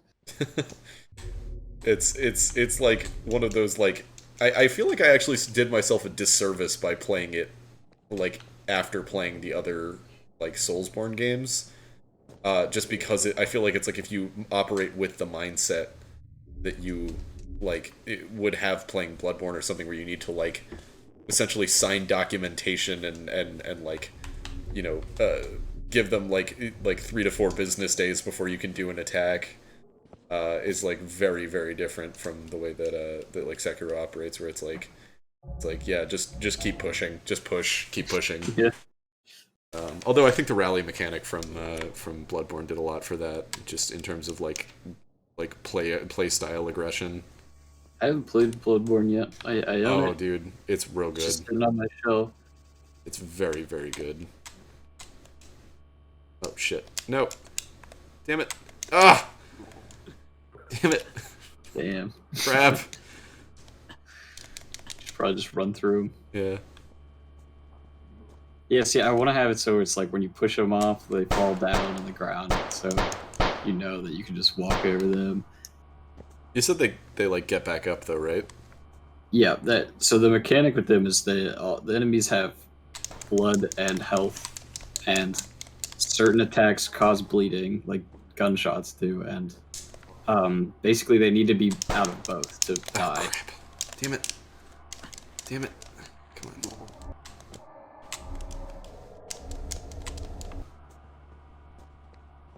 Well, you're just like, oh darn. Is room 101 in this hallway? No, it's outside. Oh, okay. Oh, damn it.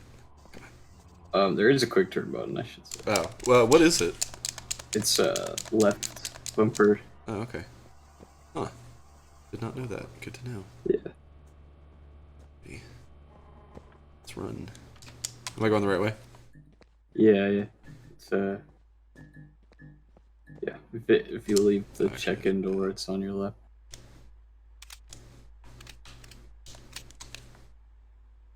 Leave the check-in door. It's.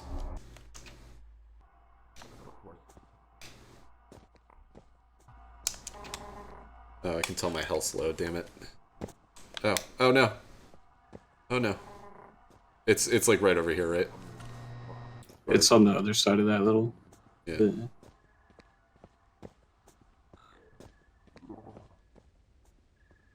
Got chased. Is it this one? No, it's one over. The camera like changes angles when you. Oh, got it. Okay. Cool. Inside. Ooh, more ammo. Thank goodness.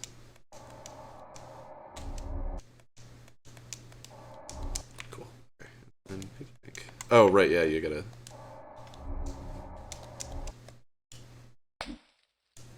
Garden key. Yes. Hell yeah, I want it. All right. This room feels smaller than the other ones. It is, yeah. The other ones are luxury rooms, which means they have a toilet. Damn, I can't imagine having to go to the bathroom in a lobby. Sounds like a nightmare. Yeah. And then the garden's around this side, right? Or it's in the check-in office. Oh, right, yeah. Yeah. It's the one behind the desk, right? Mm-hmm.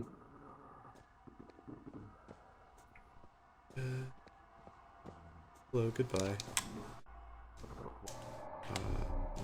You move a bit. Can I shoot him through the desk? Should be able to.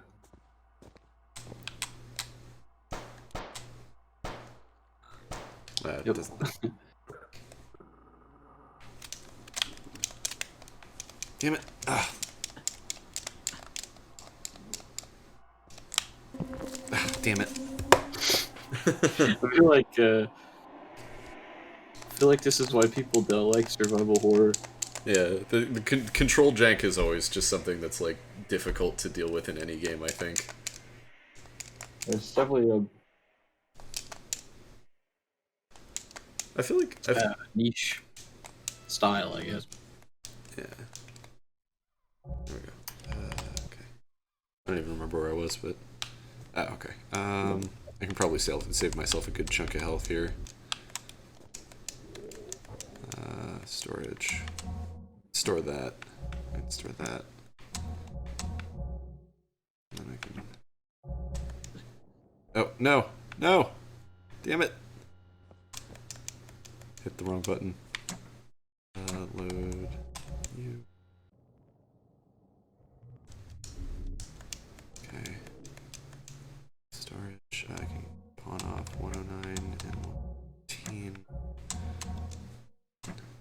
Save. There we go. Okay. And then, okay. I have the 101 key. Actually, no, it would make more sense for me to go around, wouldn't it? Strategy. It's much easier to outrun people in a small area. Yeah. This exterior area, I really don't like. Not like the motel itself is fine, but just like everything else, it's just big and empty and dark. Well, I mean, I think that there's something cool about that, where it's just like it feels like something should be here, but it isn't, which seems to be kind of thematically appropriate. Oh crap! Stuck. I'm stuck. No, that was the door. Damn it.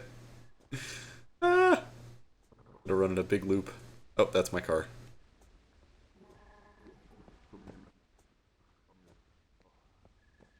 I'm so glad that I'm faster than these guys. Oh, there we go. Okay. There's definitely a point where you were not like in a very early build. Oh no. I was gonna say that. So that's just like that's just kind of one of those, like, again, sin of convenience kind of things, where it's just like this is what made sense at the time. Yeah. This area creeps me the hell out. I gotta be perfectly real. This is, I think, my favorite room in the game. Oh, did the stream go down again? Ah, damn it. It's up. It's up. Yeah, okay, cool. Man, that's driving me crazy. I really gotta get a more stable internet connection. I'm, like, wired directly in, too. It appears you've come to a place that has yet to exist. I saw somebody compare this area to, like, an MTV, just MTV in general. It was inspired by some paintings. I forget the name of it right now. Oh, okay, interesting. It immediately reminded me of this stop motion short film that I cannot remember the name of, but like it's something that I go back and watch every once in a while. It's just like a lot of tunnels. Basically, it's like this society where they're all robots, and it's built around like a giant like shaft that goes down into the center of the earth, and like the lower you fall, like the worse things get. And so it's like one of the people up in the sun like goes down to like explore the area, and then gets like exploded and put into like a crappy robot body, and has to like is like forced to live through these like monsters and stuff. It's really interesting. Oh, that sounds very interesting. I gotta find the name of it because it's super duper cool. Hey baby. My girlfriend just walked out of the room. We've enjoyed the game. I love that this is just like, I love how meta this gets. I always like the whole like one character is acknowledging that it's a game, and then the other one's just like, what the hell are you talking about? I love this. I'd like to interrupt you. Yeah, that was it. That was inspired by Pathologic, because the tutorial at the beginning of that game, you have these two characters talking to your character, and they're breaking the fourth wall to talk to the player, and all of the dialogue options are just like, what the fuck are you talking about? Because the character you're playing as just has no idea what they're talking about at all. Yeah, no, hold on, sorry, 1 second. My girlfriend needs something out of my drawer and I can't find it. Yeah, I've been meaning to sit down and play Pathologic for like a super long time. I just haven't gotten around to it. It's very good. For interrupting, hold on. Where is it? Hold on 1 second.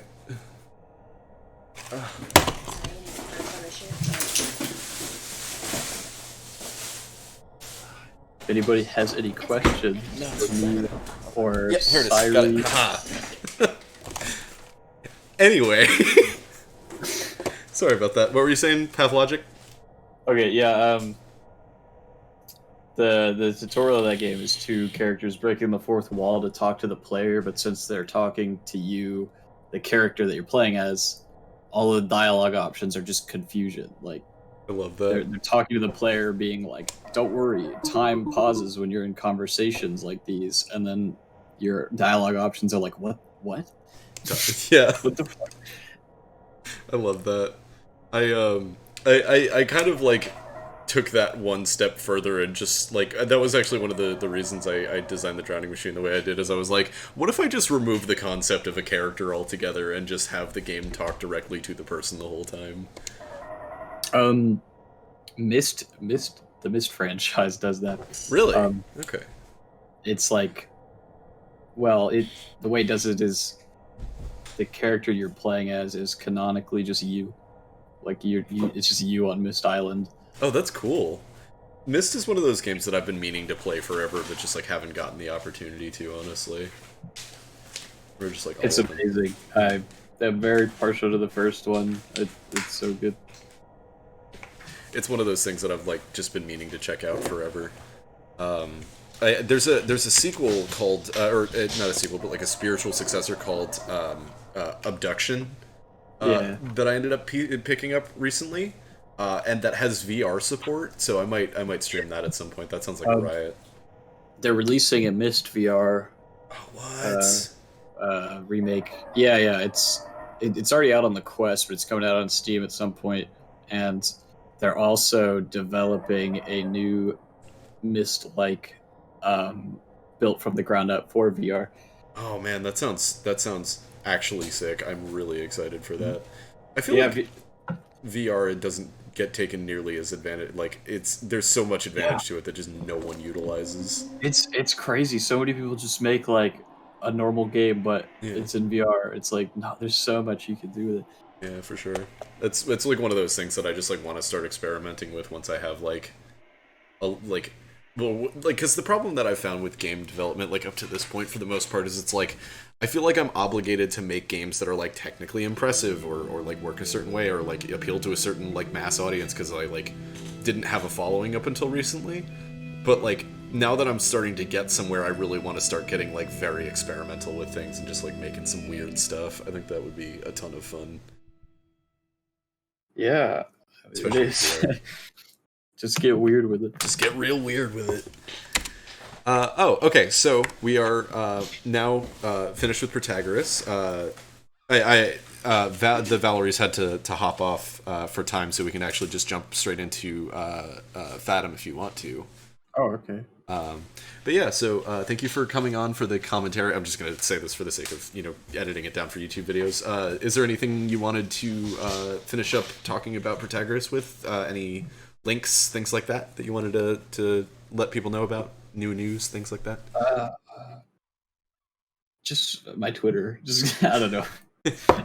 Go follow Bryce on Twitter. He makes cool stuff. Yeah, I'll be posting more updates on the game once I get back into gear on working on it.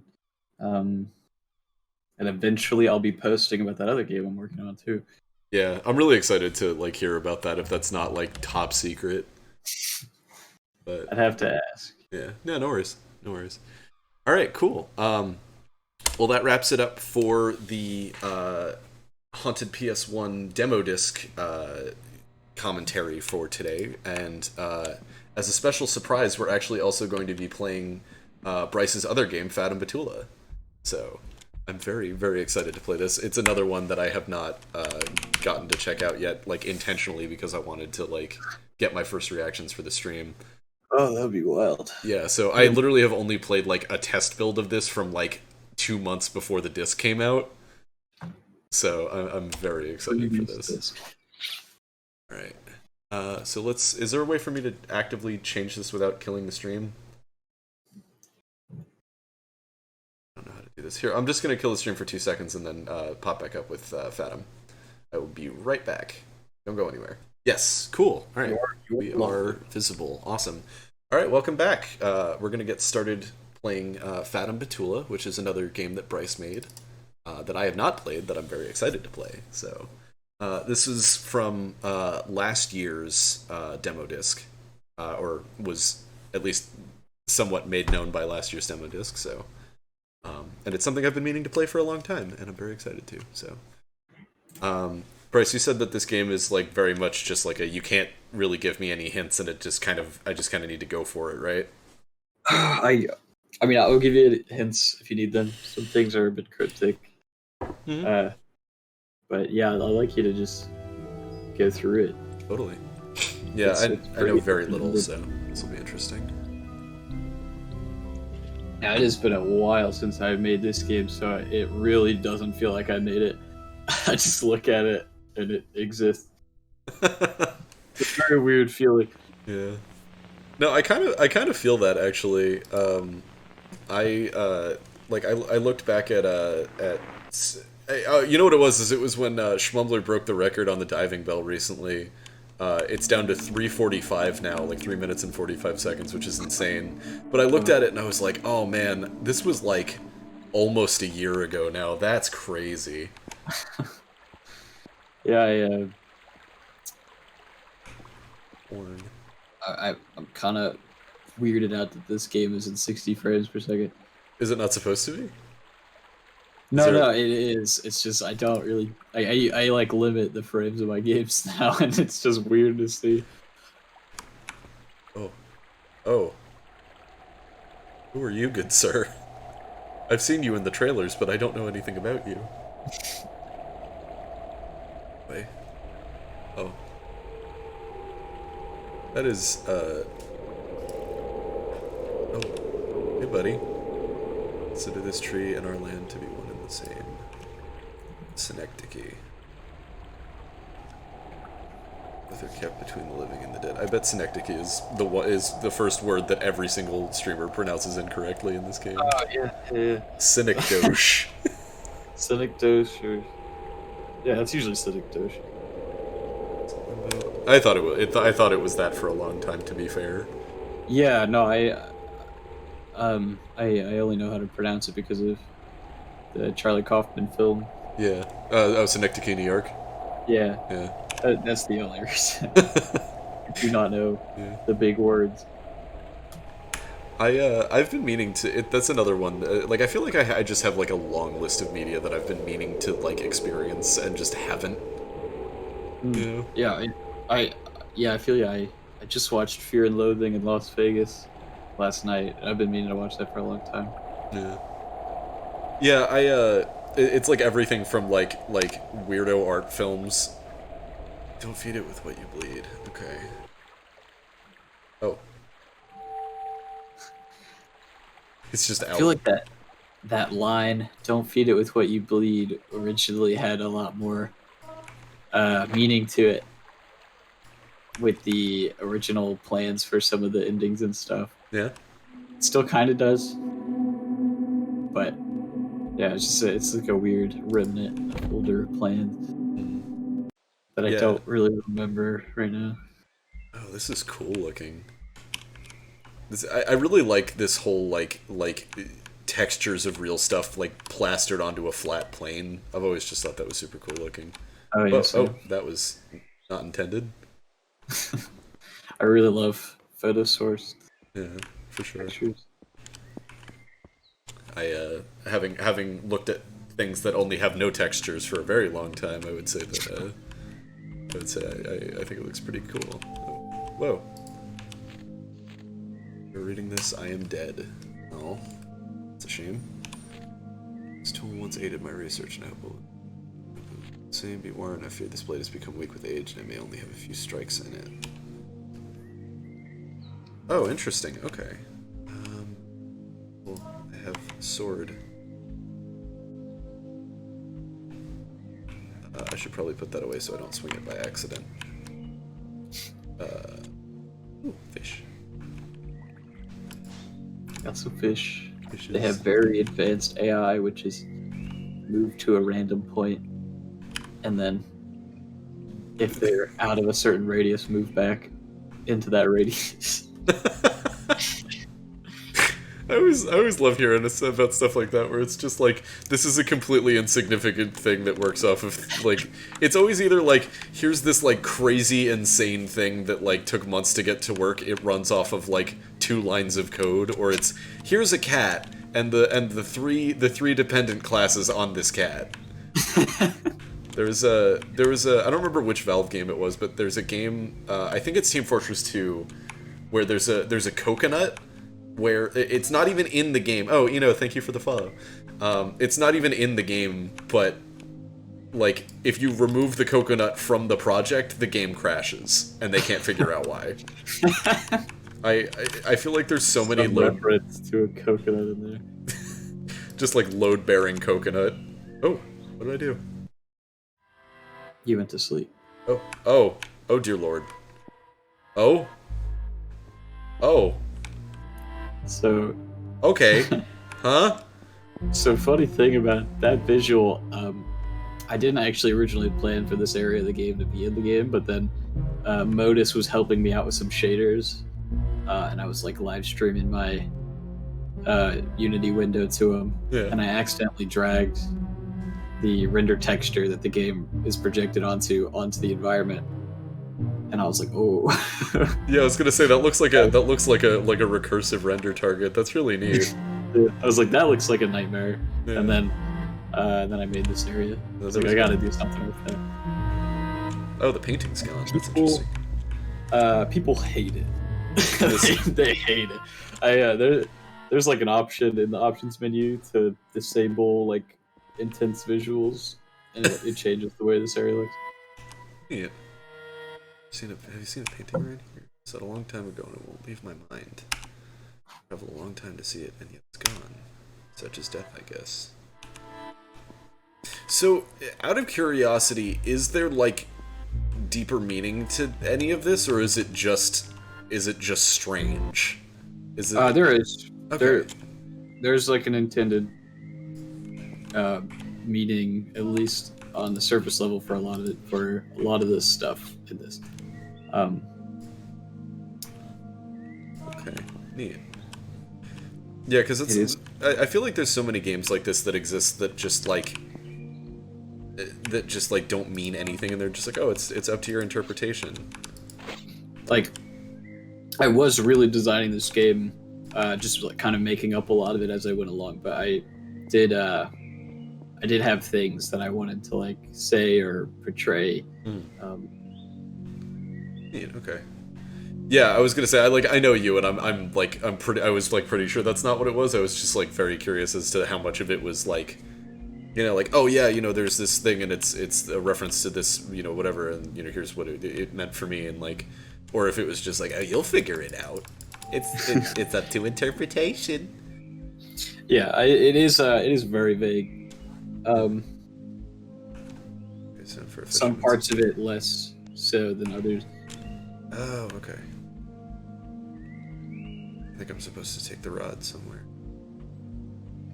So you said that there's multiple endings, right? Yeah, there's quite a few. Okay. I think there is 10. Neat.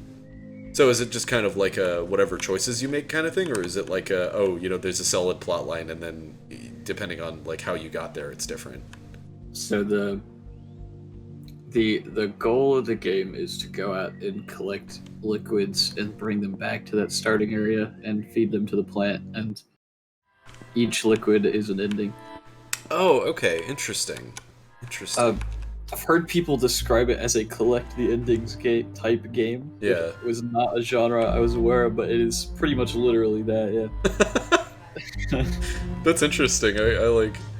It's always so like I always find like super specific genres like that super fascinating because it's like, you know, a bunch of people who don't know each other all made something with like similar vibes, and it's like, whoa, how the hell did this happen? And then it's all of a sudden you have like a whole genre. Oh.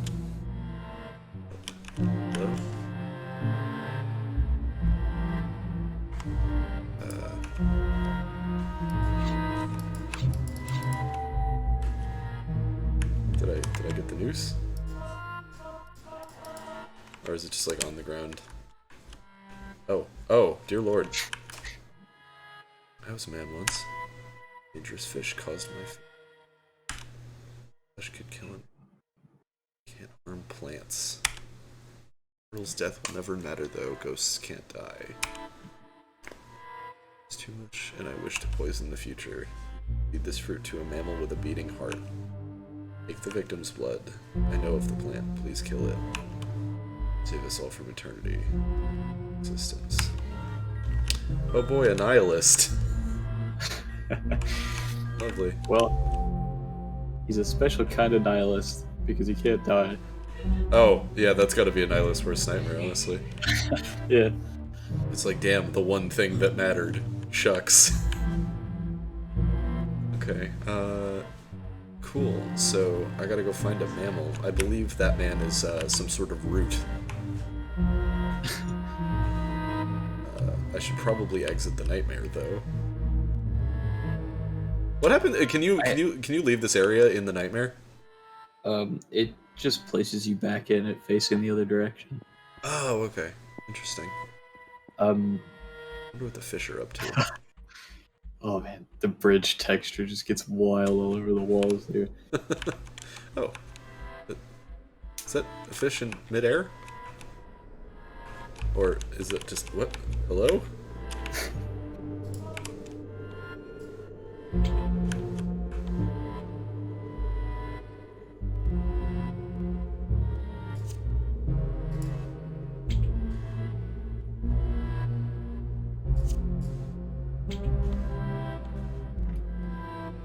Itchy. Oh shit. I feel like the commentary on this is definitely a bit strange because I'm just sitting here like, Yeah. What in God's name is going on?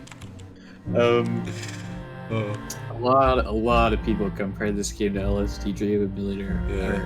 And funnily enough, a lot of people are like, I think there was one article that stated it as fact that this was like inspired by LSD Dream Emulator, which it wasn't. Yeah. But a lot of other articles just like picked that out and it became a thing. And I think it's entirely because of this area. Yeah, probably. But I feel like that's the thing where it's just like LSD Dream Emulator seems to be like the Dark Souls of weird games.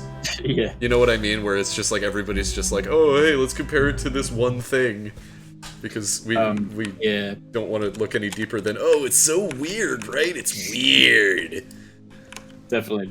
I don't blame anyone who compares it to LSD Dream Emulator or anything, but it is. I do see that a lot though. Yeah. Oh no, for sure. I mean, it's like an understandable comparison, but like, I feel there's so many like criticisms I hear of or so many like dismissals I hear of games where it's just like, oh, it's just some weirdo on drugs or whatever. Where it's just...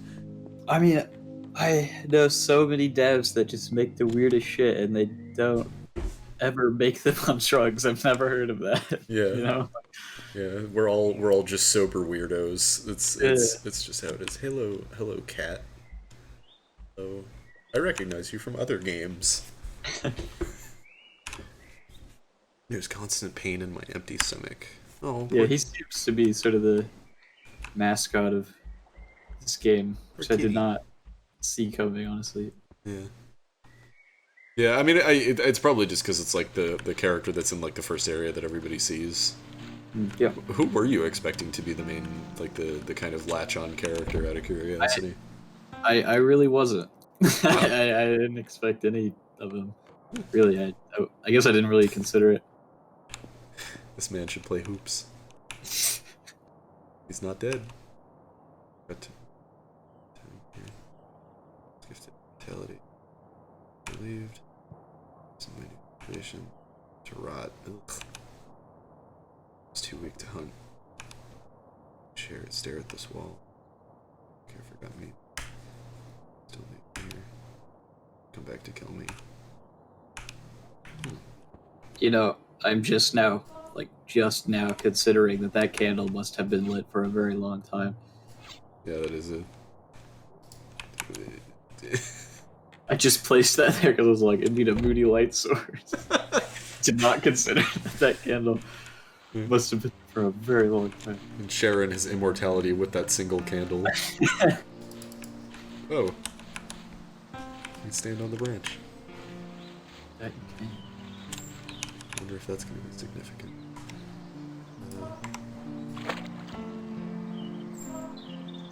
Does it differentiate the water at all, or is it just water?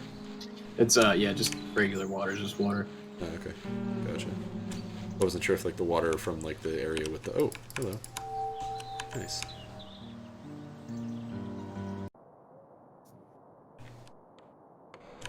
Hello.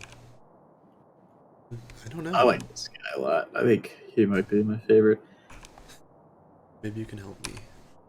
Standing before my life's work, categorize and study magical phenomenon, such narrative and cursed, one such affliction is that I can open wooden doors. Stuck. No wishes to create something without death. Fortunately, the skull of a previous immortal is needed. Or just my luck. Skull. Death. Well, that's not sustainable. Fetishes. Exists. Tales of a glass jar that can only hold what is remembered. You know, so a fetish is like an object, you know, of desire or whatever. And I put that in there knowing that people would take it the wrong way. Yeah. But it wasn't until much later that Simone pointed it out that it's like specifically a glass jar. And I just did not put that together at all. Wait, that... What? What? Huh? That yeah, did not lead to the right place. Anytime you see a door that has that eye symbol on it, it's going to take you. Oh, okay, got it. Got it. That makes sense. Yeah. Right, because I fell down a well, didn't I? That you did. Okay. Oh, yeah, and there was I could put the painting at the... Can I put the painting in the jar, I wonder? Oh, I wonder. That's something about memories. Let's go find Oh, out. the shader that Modus helped me with was this guy, by the way. He made the shader for that, for like the script for it. Looks It's real really nice. cool. It's like a scrolling 2D texture in the background. Oh, does that actually move, or is it just... It's just a static texture that scrolls the UV as you turn. Oh, okay. Oh, that's neat. I like that. Yeah, it's really cool. Modus does really neat stuff, honestly. I'm just like such a... I wasn't familiar with like too many people's work outside of the community before I... Oh, nice. It worked. Yep. And then I believe I'm supposed to take that to... I want to say... He looks like a Pierre. This guy. I think somebody else has called him that, yeah. It's the hat, I think. Yeah, I swear somebody calls him that. Don't remember who. Oh my god. You found it. It's not quite as profound as I remember. I guess I was setting myself up for disappointment, though. For an eternity, this painting has only existed in my mind. Well, it's still gorgeous, and I'm beyond thankful. Here, this is literally my only other possession. Is it this? Is this the possession? It's the possession. I have an idea. Nope.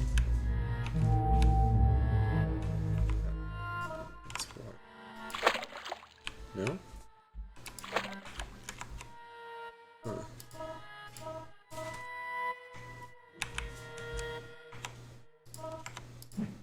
No? Can't plant the fish? Very close. With the water. Oh? Oh! Oh? Do I need more waters? Or do I need a different fluid? I would imagine I probably need a different fluid. Considering this is a fluid collecting simulator. The bucket is fluid. Oh, that makes sense. It, It's liquid bone. Okay, interesting. I can get water anywhere. Screw that. Let's get more of that. yeah, if there's one thing I wish I did more with this game, it is I wish, because you have 3 vials. I wish I did a lot more with liquid combinations. Oh yeah. There's a few, but I definitely not as many as I wished. I watched a review of this game where the person reviewing it said it'd be cool if there was like a liquid that turns the water source solid and then you could walk across it and stuff. And I was like, wow. I really should have done something like that. Yeah. That would have been neat, honestly. Yeah. Oh man. I'm like, there's like so many different things I want to do, and I'm just like, where do I go? What do I do? Okay, so that's the temple. Oh yeah, I should say this. You can press F5, save menu. Oh, neat. You can save and load in there. Cool. Yeah, I really wish I made that more obvious. I added that super last minute. I feel like there is a lot of people out there who played through this whole game without knowing about that. Okay, so I am... Alright, so you said the same thing. So I can't kill him with the sword. I mean, he's solid bone. He doesn't need liquid bone for anything.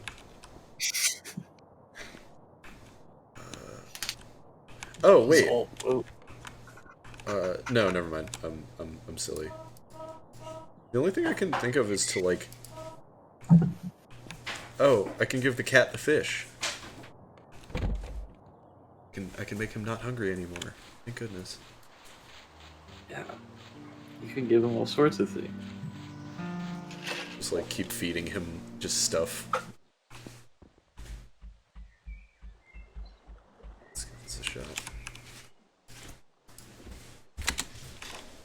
Constant pain in my empty stomach. Okay, so let's give you. This is the thing that kills stuff, I believe. So let's give you a fish. How do you feel about that, buddy? You chewing? Oh. What? Hello? My eyes can see themselves.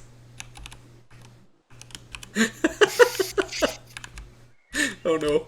This poor cat, what have I done? Can I give him water? That'll help. No? Okay. Well, I guess I've just ruined this cat's life forever. Alright, let's try putting let's try giving the liquid to I-Man.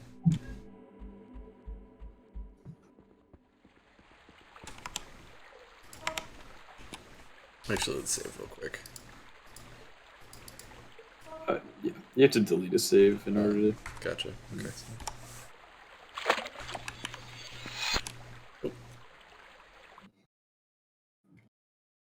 So, this is the ending I put the least amount of effort into. It's everyone's favorite ending.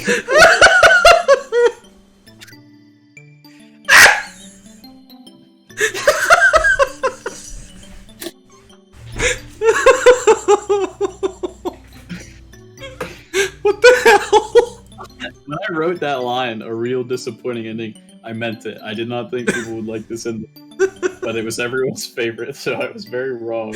I like the idea of somebody playing this with absolutely no context and thinking that this is the actual ending. And that's just it. Like there's all these plot threads that are just left hanging, and it's just everybody's a skeleton now. Yeah, I mean, it's the actual ending for you. Oh right dear now. lord. Oh. Oh my god. Yeah, Halloween. so this has been Fatum Betula, everybody. Dear Lord. Okay. Oh, fantastic. Absolutely fantastic. Oh, Athen Shields, it's the same guy who did the stuff for Protagoras, right? Yeah, he did the like the feudal Japan looking painting in the cherry blossom area in this game, and he did a great job. He's never done that style before, and I needed it kind of on short notice, and he did a really good job on it. That's awesome. Here, let's load the one from before I turned the cat invisible. I feel bad for him. What have I done to this poor child? Okay. So I still have the bone liquid. I'm very glad people like the bone ending. It is fantastic. I feel like that's always the stuff that that like people like latch onto the most is just the stupidest stuff. Yeah, I cannot tell you how little thought I put into it. It was literally like I was sitting there looking at all the liquids I put in the game, and I was like, I don't know what the fuck could I do for liquid bone? Like what even kind of meaning can you put to liquid bone? And then I was like, I just download a stock skeleton model and spin it around. Oh, I love it. Blood of a beast and liquid bone. Okay, this potion holds potential for many practical uses, such as creating walkways to higher grounds and... Oh, I have to kill someone. Oh. You know what? I've put this cat through enough.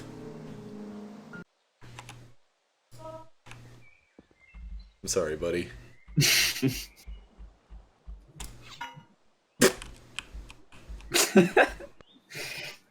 Bonk. Oh, this fucking cat. I'm so sorry. This cat was supposed to be a raccoon originally. But it doesn't look like one. It says it's a cat. How would I go about mixing liquids? You can put them into any water source. Oh, okay.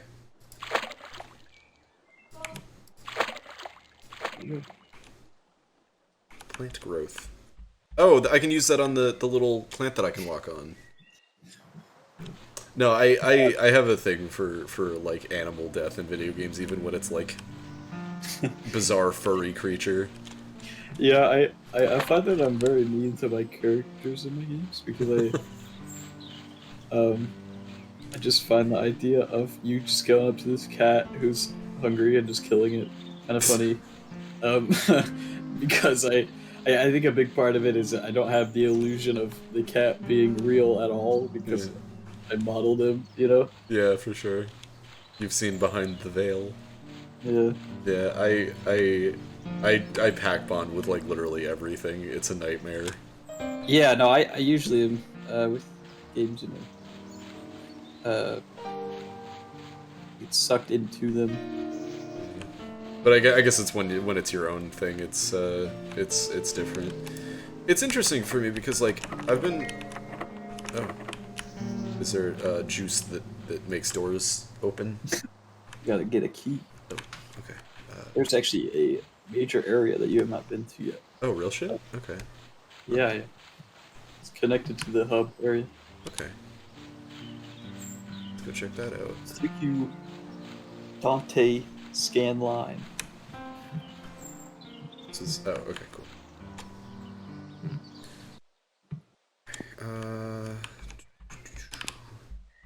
Well, dead cat. Poor kid. I feel so bad. Is it up here? Oh, whoa. What the hell? Huh. Oh, I guess that's probably how you leave. Yeah. Yeah, it's for the gazebo. Everybody's just like being mean to the cat in the chat. Oh, hello. Oh, I think I remember you from the trailer. Such a beauty she is. The sea. Her shape constantly shifting. Where's Bert? Get this work of 3 days. Please don't put anything. You just put it in there. It's just like, what did I just say? Oh, that ain't right. I get submarine liquid. You just have to interact with it. Okay. Oh, we are in the ocean. I like how like there's like a rather than like a physical bridge between areas, there's like a logical one, you know? Like I like that where it's like, oh, you would normally go through a door from one room into another room. It's like, oh, no, you go into a submarine and you exit a wrecked submarine at the bottom of the ocean. Yeah. I don't know. It's like more logical leaps than like areas. I think it's kind of neat. Oh, who are you? Oh, hey. Yeah, I think I was inspired by like Yubediki with that sort of thing. Mm-hmm. It does that. Very curious. Oh, I am not an ocean person, as many of you probably know. I am. Oh yeah, deeply afraid of water. Yeah, me too. But I mean, that character you just talked to is inspired by those squids that have like the long. Oh, don't like that. Oh. It's a person though. A lot of people don't pick up on that. It's like somebody who got like cement chewed, and for some reason their limbs just grew very long. Oh, did not know that. Oh, hey, a key. Why can't I pick it up? Oh, right. Yeah, you just have to walk over stuff. I forgot. Yeah, walk into So I'm assuming that's the key to the other church, considering these things seem to rhyme. like poetry. Like poetry. It always comes in pairs. So I have a growth formula. I don't have a shrinky formula for plant. I can make it bigger. Need more cat blood. What a weird sentence that was.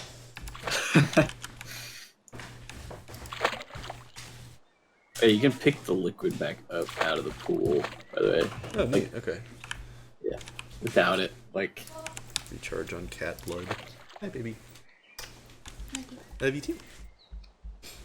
Infinite source of cat blood. Yeah, absolutely. If we had if cat blood had an economic use, we would be rich. Then the inflation would cause the value to lower to 0. Only you, honestly. It's like I feel like anytime you're on, we just end up just like going off the rails.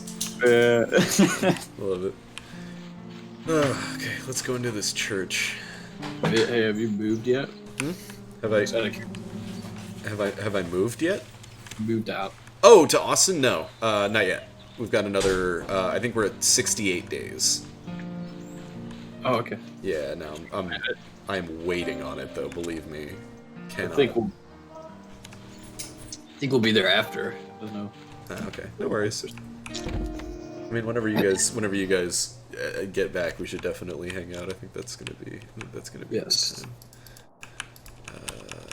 Whoa.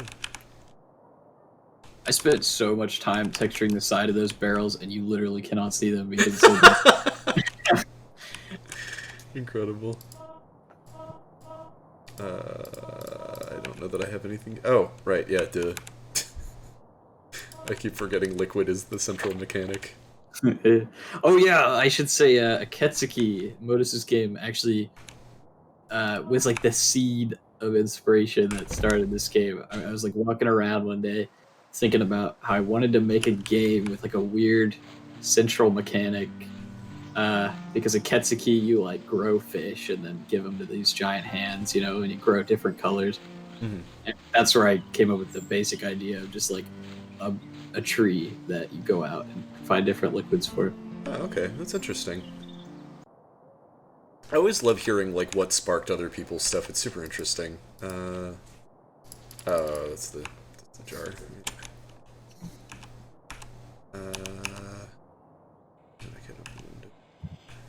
I need to get the skeleton over here. Yes, you need to kill an immortal.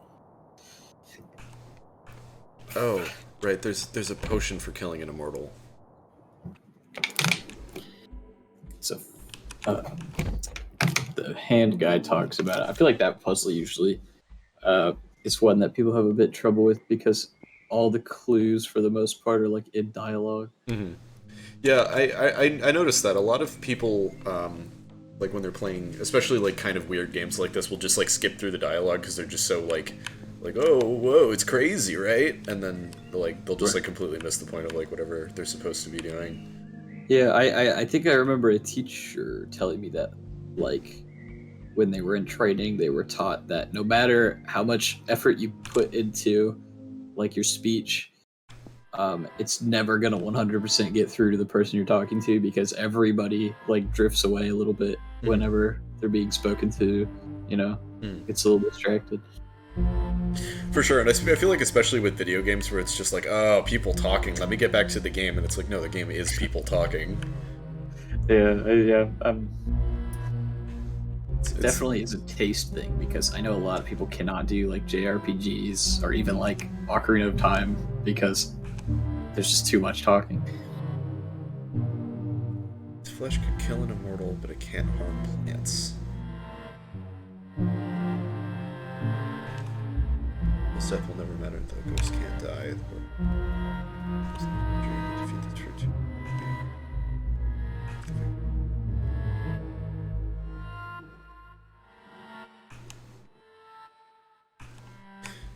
Oh, the fruit. Maybe. I think I fed the fruit to the cat and then got confused when I first played this. Noir Mouse is saying that you should probably save. So you have a lot of liquids. I do sure have a lot of liquids. It's a good point. Oh yeah, you should switch the Yeah, that could have That's been why I made it so that you had to delete the things before you could save over them, just so people don't accidentally think that they're like loading and actually save over their game. Yeah, that would be a nightmare. It's like I just went through 17 puzzles and nope, it's gone. Now it's gone. Yeah. Screw you. Because I think that did happen during playtesting. I was like, oh no. Gotta fix that. My weird save screen is causing issues. Yeah, I feel like with a lot of your menus, it's like you can't really tell what's a UI element and what's not, which I think is kind of interesting because it's like, oh, you can just like hide endless secrets in here and nobody would ever know. I really love making weird menus, and I honestly value the way that they look over like little issues like that. Yeah, I really wish that I had had more time to work on the Drowning Machine menu before the disc release, because I feel like I was just like super like not happy with how it looked at release, but I love it now, honestly. I'm really pleased with the new one. No? Nope. Okay. So the fruit kills non-immortals.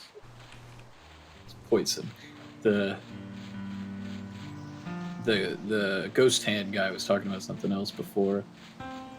Oh, okay. Yeah, it was a fish, right? Yeah. Okay.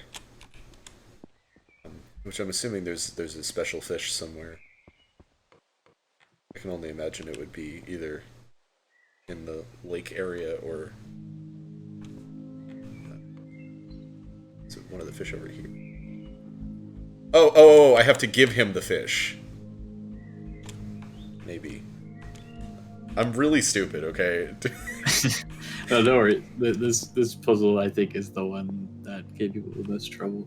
Is it just any fish from the nightmare? Or is there a specific fish? I will tell you to check out the stuff in the house. Oh, okay. I think I. Oh, never mind. Painting is gone. That's what I was. It's the orange fish, if I remember correctly. Yeah, you got it. As it turns out, I'm stupid. Thank you for all being patient with me. I am not a smart man. I forgot how my own game works. I was also awake very late last night. It's been raining for the last like 4 days, so we haven't been able to let Mimsy out in the yard because the yard at our current house just absolutely sucks. Oh, Gordo, thank you for the follow. But the yard at our house just is terrible, like real bad. No, he just does not want it.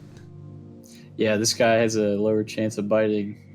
I think it rolls a dice on every frame to check. And I think the regular fish is like a 1 in 200 chance on every frame, and this one's like a 1 in 1,000. Which isn't that low when you consider it's 60 FPS. Yeah, I was gonna say, I'm sure my frame rate... Oh, damn, is this one of those games where having a higher frame rate helps with the speedrun? I don't know. I don't know if it's uncapped. That would be crazy. Yeah. That would honestly be a really neat speedrun. So fast. That'd be so cool to see. Do I need to juice the fish, or do I just need to give it to him? You just give it to him. Okay, cool. I'm like, it's just a very fucking poison fish. Super poison for some reason. Yeah, I actually really want to see somebody like speedrun all the endings of this game and just see like what the optimal route is. It's so interesting. That has happened twice, I think. Really? Okay. Yeah, there's a listing on speedrun.com for some reason. I don't know why. Interesting. Okay. So this thing can't harm plants. There's one ending that is just very anti-speedrun. Like it is stupid. You just have to wait for a whole hour, like, out of game. That would be great. That's like that one puzzle in Braid where it's just like you have to wait for a cloud to move for like actually an hour, I think. Wait, actually? Yeah, and I think the whole point is just to like discourage people from 100%ing the game. Just being like, why are you doing this? Like, there's no reward. God damn, it's the wrong fish again. Oh yeah, it's pretty dark in here. The inventory is lit with the scene light source. So. It's interesting that like changes with the lighting. How do I get your head? Oh, there we go. Haha. Recipes. Absolutely. Rip my but veins. Not really, because he just partly awoken as a ghost and is now having a second existential crisis. Yeah, just like in that other nightmare realm. This game, it's so simple, but it plays on so many just, like, uncomfortable ideas, and I think that's really cool. Yeah, I mean, both this and Disparity of the Dead are definitely rooted in a lot of my discomforts, you know? Mm-hmm. I feel like existential horror is definitely, like, one of those, like, it's really easy to get wrong, but when you do it properly, it's, like, 100% like the coolest thing. You have just cheated death itself. Fuck yeah. I love how casual everything is. It's just so funny to me. I love this guy because he's just it's just like it's so like esoteric but also just like insanely casual. Yeah, he doesn't know how bad this is gonna be to like be immortal, but also, you know, he's like tried his best. Immortality. Okay, so I've got immortality, I've got beast blood, and I've got wine. I'm gonna go to the bathroom. Yeah, go right for it. quick. Be Go very for it. fast. I will walk my way back. Oh wait, I'm probably already gonna be there.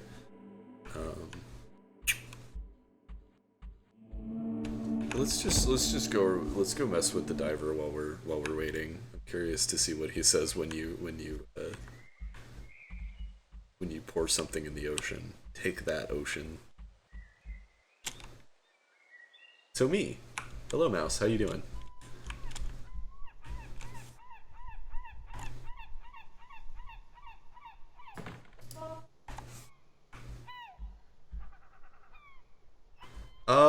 I don't know. I'm curious about the immortality ending, honestly.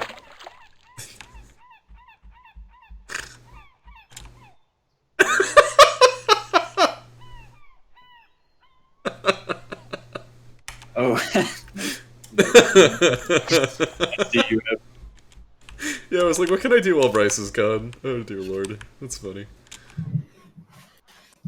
So I figured I'd get a couple of endings in the meantime. I've got the immortality, beast blood, and wine.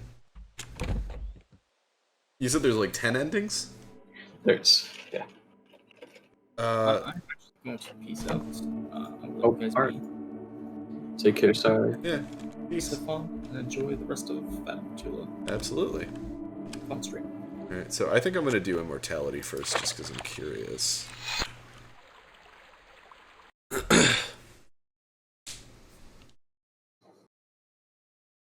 Yeah, I personally hate the idea of immortality. I really, really hate it a lot. It's terrible. I mean, No one dies now, except that cat. I feel like the only way it'd work is if you either had the option to die at any point, or if your memory was wiped. Mm-hmm.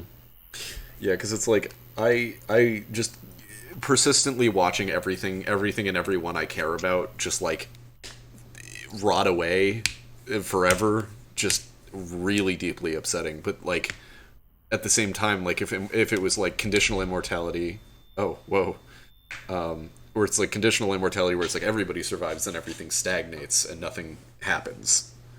Yeah, it would just get very boring. Yeah. Terrible. This ending is definitely really inspired by the film. I cannot remember the film's name. It's Such a Beautiful Day. I don't think I've seen really love that film. It's very good. Interesting. Okay. Yeah. See, this reminds me of Johnny's Got His Gun. I don't know what that is. Oh, it's a movie where basically like this guy gets he loses all of his limbs, his sight, and I think he loses all of his senses except for touch. And he's kept alive in this facility because the military like refuses to let him die because then they'll have to file a report. But they also like can't help him, so he's just like in this tent, and like the only thing he can feel is like the nurse who's like being nice to him and will like touch his hair or like write words on his chest to like tell him what day it is. Oh, hey, that's me. I'm in the Oh, yeah. I forgot I was in the playtesters. But yeah, it's really interesting, and then like it essentially is just a movie that explores the implications of a life no longer worth living. And if you're looking for a movie that's just gonna make you real sad, it's 100% worth your time. It's very cool. Yeah. It's Such a Beautiful Day will also make you very sad. So yeah. Yeah. Okay, cool. So that's the immortality ending, which I knew was going to be an existential nightmare. What? Wait, did you never read that? Oh yeah, that's like the hint of how you solve the first puzzle. Interact with the grief. She travels to the end of the stone path. Still. Purple row of teeth soon reflect. Oh. That's how you like get the that's how you get the mood, yeah. Oh wait, hold on, I got it. Is this from before or after I destroyed the ocean? Okay, it's before, thank goodness. Is there anything to that diver, like, or is it just that gag? It's a like a hint. Okay. And a gag. Yeah. Let's do this. Ending number whatever we're on at this point. The plant just gets real drunk.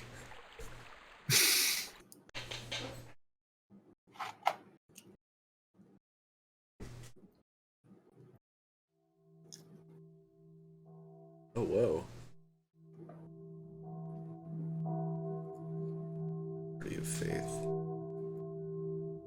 This is all stock footage, by the way. Oh yeah, I was actually curious about that. I was like, is this like, did you take this with a drone or something? No, I went to Pexel's video or something like that. Just have a lot of free stock footage. Sure.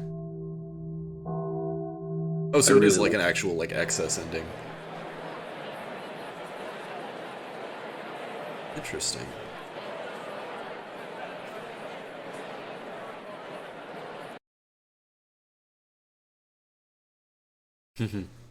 Mask of Red Death. Huh. Neat. Yeah, I really like the aesthetic of like stock footage FMVs. Yeah, for sure. The ending of Metal Gear Solid 2 has a lot of that. Yeah. Oh man, it's Metal Gear Solid does so many just like wonky things with like non-traditional mediums, and I really dig that. I love like using non-traditional materials, especially with like games and stuff. I just think it's super cool. You should play Killer 7. Yeah, you were telling me about that. I've been meaning to. I just like I'm actually, so busy all the time. I just like never have time to sit down and play games anymore. You know what I mean? Yeah. That might be a cool It thing to reminds start. me a lot of Metal Gear. Honestly, it has a lot of confusing politics and just a lot of like wacky shit. Yeah, I was gonna say it seems like it's like like Metal Gear is the halfway point between that and Devil May Cry. Which I love. I've started playing it recently, and it kicks ass. Nice. Oh. Cursed with a tendency for violence. All because I killed a cat by accident. By accident? By accident on purpose. You cut it with a big knife. Yeah.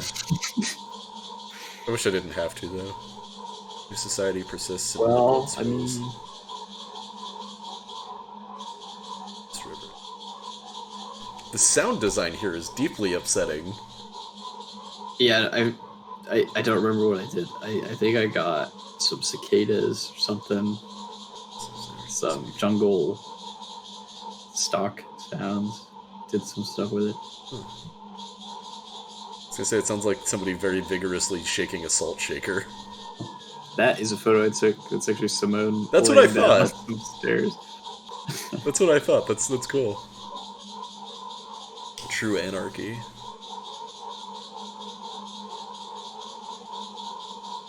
Neat.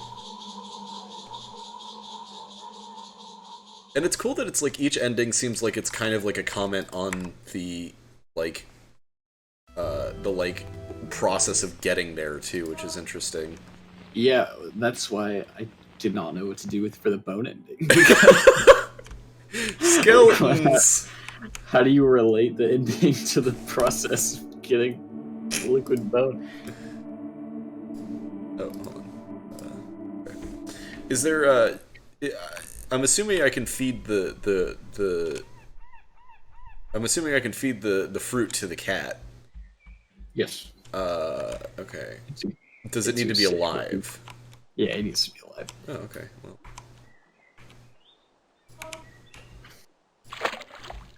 No? I should have made that work. It does not work. Well, crud. Do I need to load an earlier save then? Yeah, you need to load an earlier save. There is I think the cat is the big like fork in the road for a lot of the different possibilities. Okay. I mean, that makes sense. So, what? So you can like only get a certain ending if you either kill or do not kill the cat.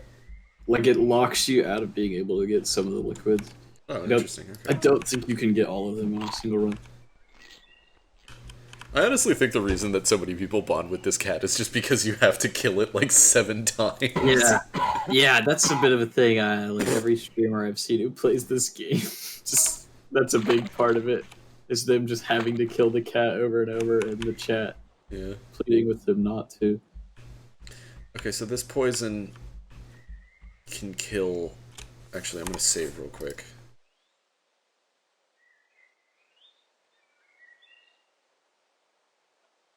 Probably don't need that. I should really have kept better track of what my saves are. But that's okay. How could I have known? If I put more time into the saving, I would have put like which liquids you're currently holding. I've just killed everything you love. How do you feel about that, sir? Oh man. That was his one thing, man. He really liked wearing a diving suit and not going into the ocean, but just looking at it. Oh, this is spooky. So there's a seaweed ball? Every liquid changes the color of the ocean. Oh, diving in the milk. Okay. What do you have to say about this? This pink hurts. Oh, the seaweed is dead. Going anywhere. Oh, so I can just like go through this now. Hopefully. Oh, I hate that.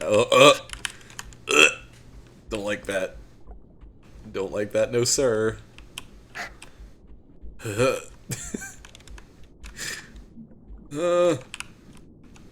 Oh, I hate this. Oh, I hate this. I hate this a lot. Oh. Oh.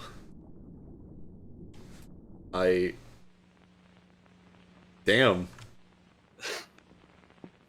If this is what's at the bottom of the ocean, fear's cured. You just fall into a little town. Whoa. Whoa!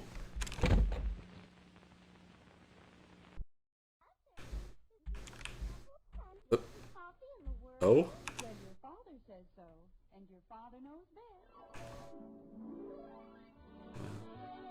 So, and you TV. Better be watering that plant you keep up in your room. Oh, I'm sure it's still alive. Washing this dish for the next week or so. Oh, this is the same thing from Protagoras, isn't it? What? Is this the same sync model?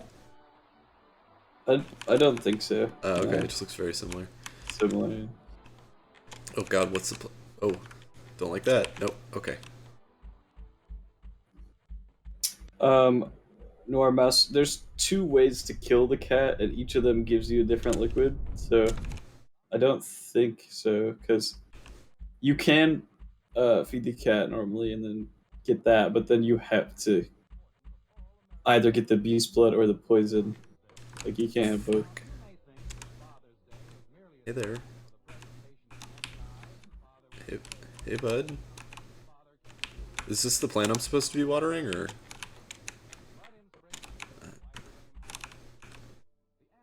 Oh. Oh, Okay, that's that TV actually has a lot more to say before you walk through the door. Oh, But then it changes to just that. damn. Can I go back? I think you might be able to leave the house and then walk back in. Oh, okay. I'm assuming something's gonna be different out here, considering that I've just walking through the hell world. You should stay while you're here, by the way. Oh, okay. Screw it. Suburbia. Heard a sound. Go in the garage. Does this infinitely loop, or? No comment. Oh, okay.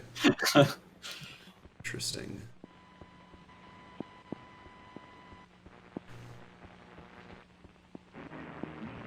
Well, I'm assuming something's happening.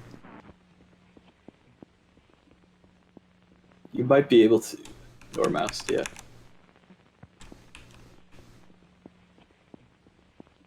Cause you might.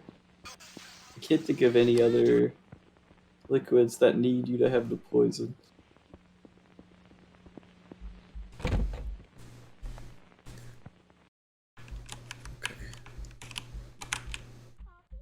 Oh yeah, I should watch the TV.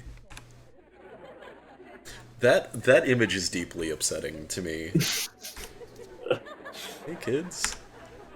Nice things. Smart unless you were born right.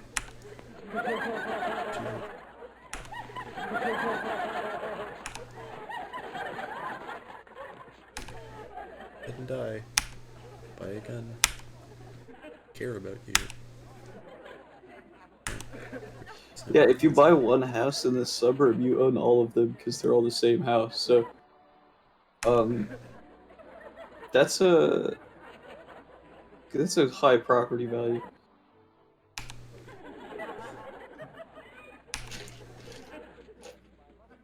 You know, it's funny, having grown up in a neighborhood that looks almost exactly like that, it's just, there's so much horror that people miss out on just by, like, not having walked around and seen, like, people who are forced to keep their lawns all looking the same.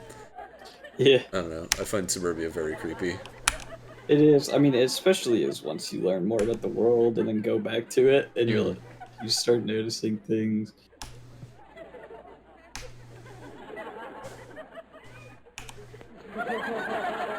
Yeah, this exactly. This whole montage is like what it feels like, honestly. Oh, I skipped one by accident. That's fine. They're actually in a random order. Oh, neat. Okay. Oh, Mimsy's sleeping on her little dog bed right next to my desk. Oh, also, there is something at the end of the infinite looping road. Oh, okay. So, yeah. Go check that out. I was being coy about it. Yeah, that's what I figured. I was just like, how far am I gonna run? Maybe. I don't remember, but it is. I don't think that. I thought about making it a whole lot longer than it was, but I was like, it's fine. Let's see what's at the end of the road. Can I see over the fence at all? No, it's too tall. No. I was gonna say there is a little bit of grass and then nothing.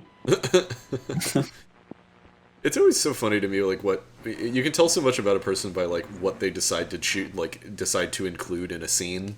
You know, it's like I feel like I put way too much detail where literally nobody's gonna see it. Like in oh hey, there we go. Whoa, what are you? What the hell? Your home.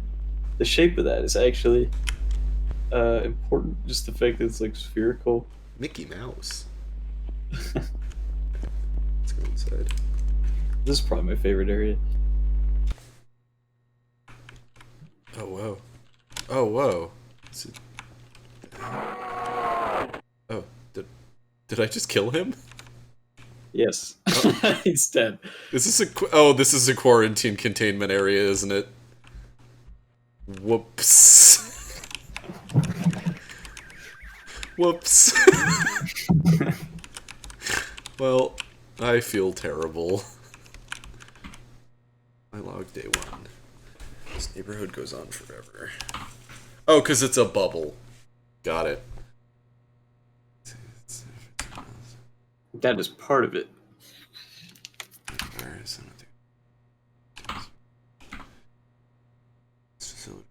Something different.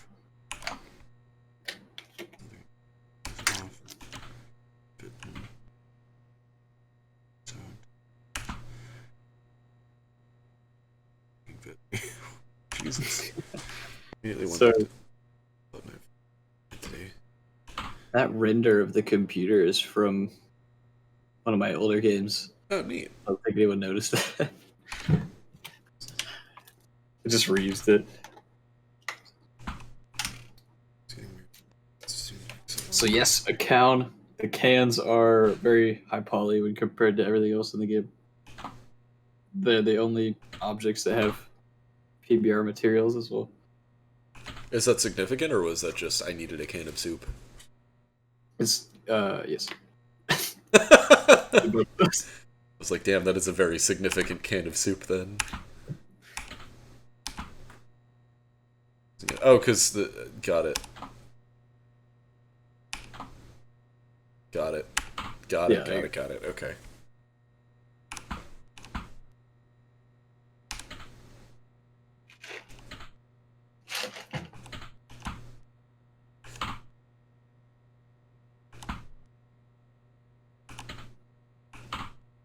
I don't remember how or why I came up with this area. I must have been extremely tired. Yeah, I feel like the best ideas come from just being like insanely tired. Yeah, I always have or most of my ideas come from when I've just woken up and I am like in that half dream state where I need to get myself out of bed.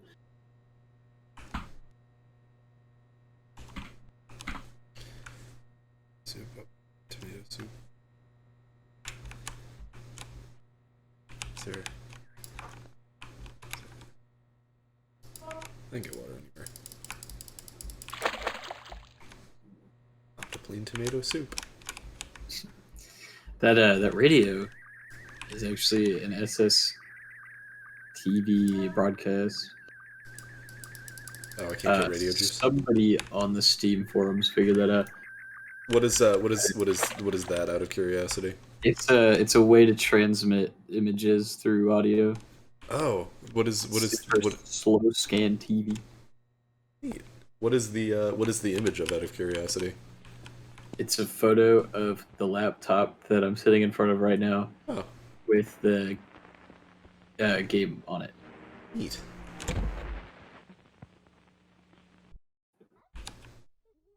Oh, I can't water the plant, can I?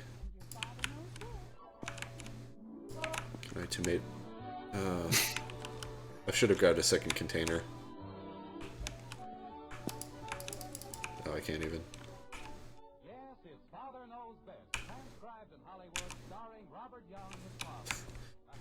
I think one of the coolest things about your style for me personally is just like the way that you're able to just like have humor in there and have it not break the like discomfort.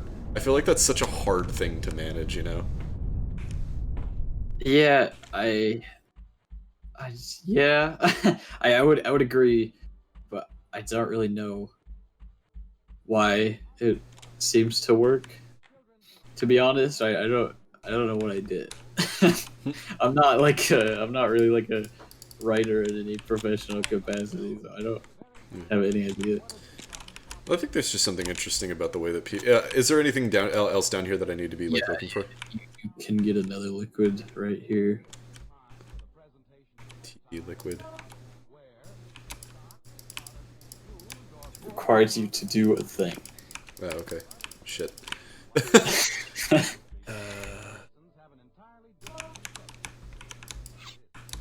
No, don't smash the TV.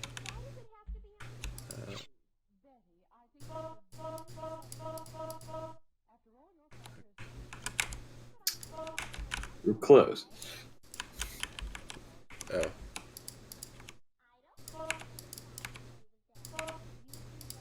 No? No? Poison the plant? No, it has nothing to do with like watering anything. Oh, I don't have any water though. No, I'm saying it doesn't have anything to do with that. Oh, okay. You don't need to use the vials.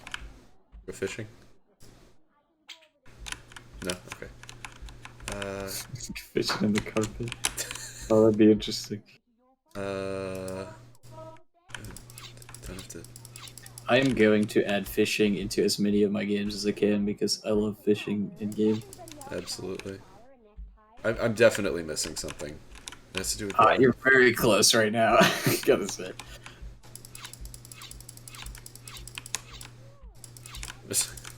You're painfully close. Is it? Bro. There you go. There we go. So, I don't know if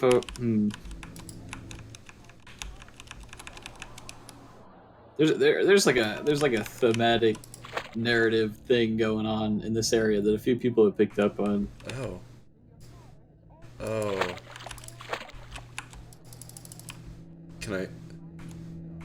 Do I water the plant with my own blood? So you gotta go to your room to water the plant. Oh, what is this my room? That's your room. Oh, water the plant. Oh my god. I am clueless. I swear. I really should have slept before playing this one. It's cool. It's a very like esoteric game. Man. Yeah. It's just one of those like. Okay. I've had people both cite the like dream logic of the puzzles in this game as a positive and a negative. Yeah, I definitely think it's definitely interesting. I think it's like helped and hindered in some places because it's just like, oh man, it's like you really got to put yourself into like the thought process of like it's like training you to think a certain way, which I think is interesting. The audio on part of this ending is so loud, and I hate it. Oh boy! I hate that I made it. Everybody. Yeah, this is okay. So, yeah, the rain here is very loud. Or maybe it's not this shot, but I can't hear it. But one of the shots super here. loud. There's one shot with like lightning. I think that's just.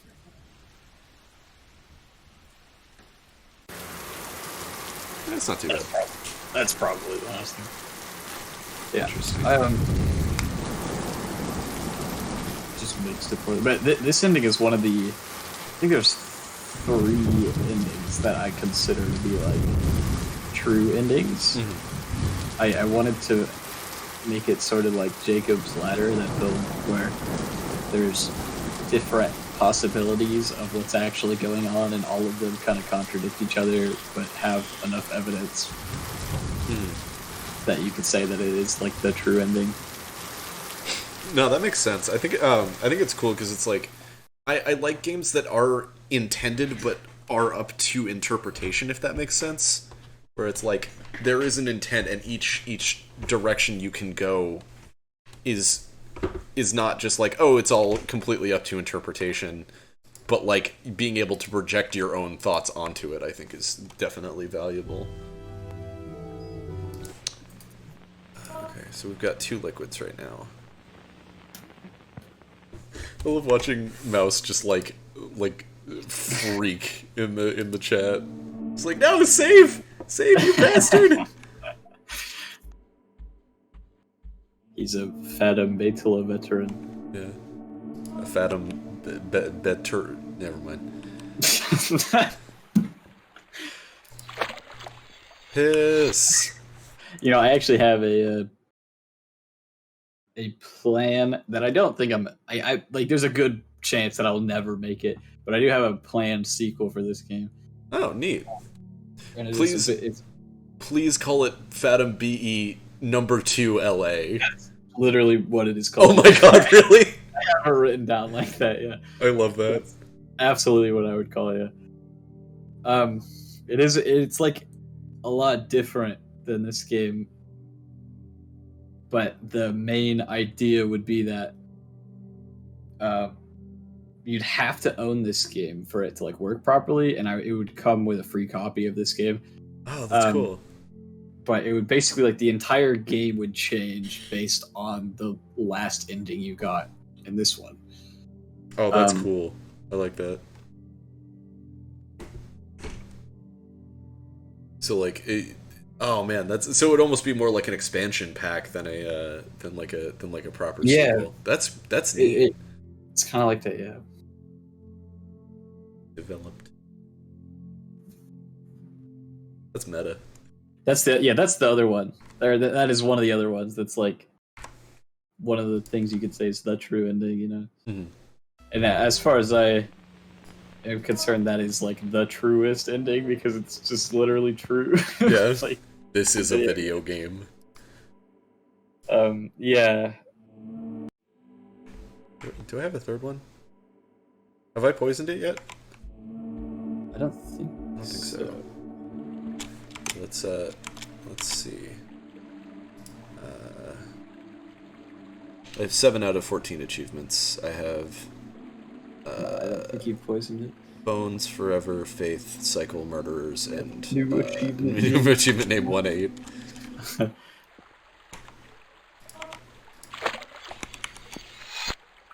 Yeah, the true ending is the bone ending. That's Connor's favorite ending. Yeah. He likes it because it's just like a rejection of your task, basically. It's just like, no, fuck you. Everyone's a skeleton. We have all joined the skeleton army. It's probably the best ending, honestly, in terms of like the happiness of everyone in this world. We're all dancing skeletons like, now. Everything is great. They're just having a good time.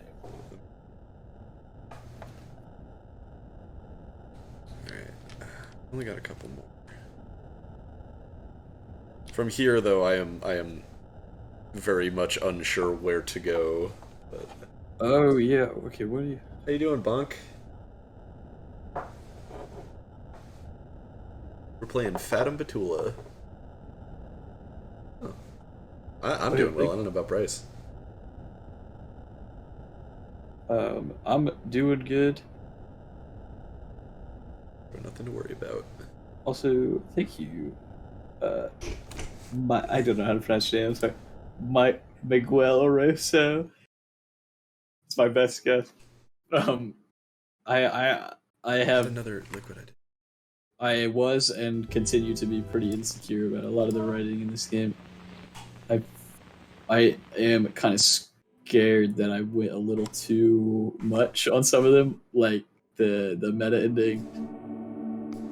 I don't know. I fear it just reads as a little too like, I guess, like pompous. I really didn't mean it to be though. Oh, there's apparently an ending that I had a liquid that I haven't used the ending for. Curious now.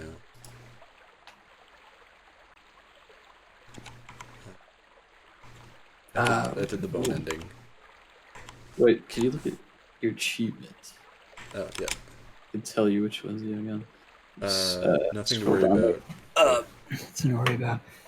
I There's got another nothing to one. worry about. You just got that. Yeah. Yeah. Okay. Parasites. Feeding. Okay. Oh, okay. So you didn't put the plant growth in it. That's Oh. one.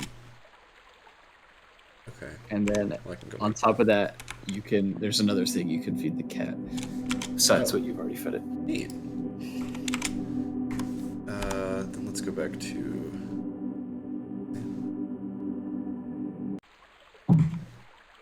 Yeah. No? Yeah?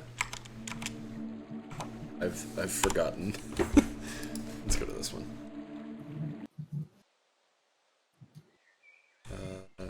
Cat's dead. Damn. Oh, do you have the plant growth on this one? I don't remember. No. Oh, this is where you have poison. So Okay. You can't get it. So that's the wrong save file. Okay. Perhaps this one. Nope. Okay. Yeah, this should be good. Yeah. I like having to. I like having to like go back and like erase progress. I think that's kind of neat. God, yeah, you saying that made me think of Undertale, and that is probably the one game that has ever made me feel like immense guilt, like real guilt for some reason. Yeah, no, I feel you. That game felt human in a way that a lot of games aren't able to, especially given that it has that kind of like meta premise. I think it's really neat. Yeah, oh man, yeah, it's so good. Whoa, trippy. Yeah, I went through and did the genocide route. That's what got me feeling super guilty. That just like, I don't know. If you really like Undertale and you love the world of it and stuff, just don't play that route. My advice. Yeah, I did the. I thought that said the bitch has mutated. The bitch has mutated. Newfound appetite.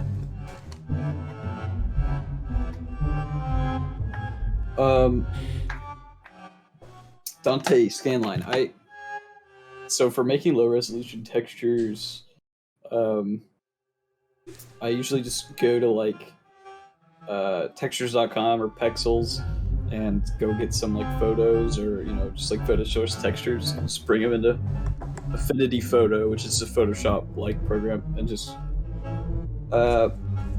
use some stuff to I kind of like photo bash it, at 512 by 512, and then I shrink it to 128 usually.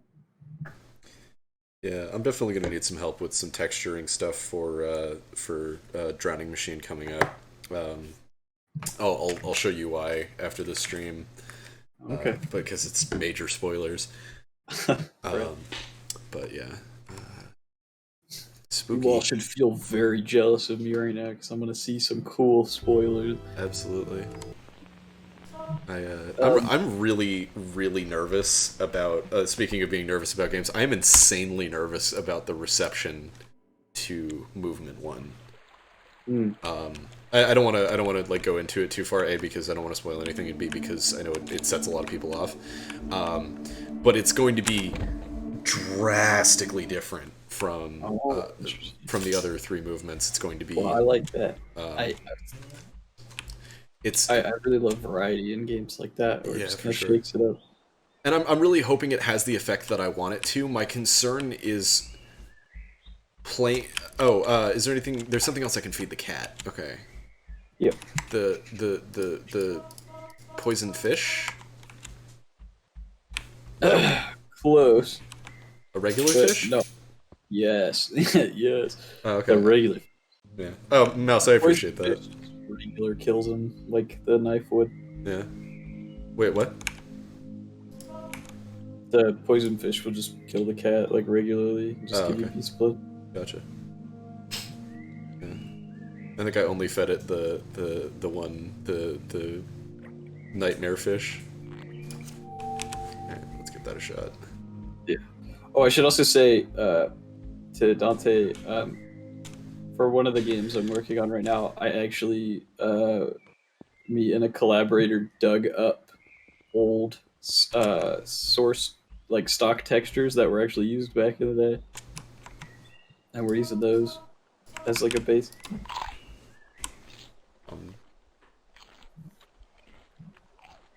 You can get them on like old texture CDs on like archive.org, archive.net, whatever.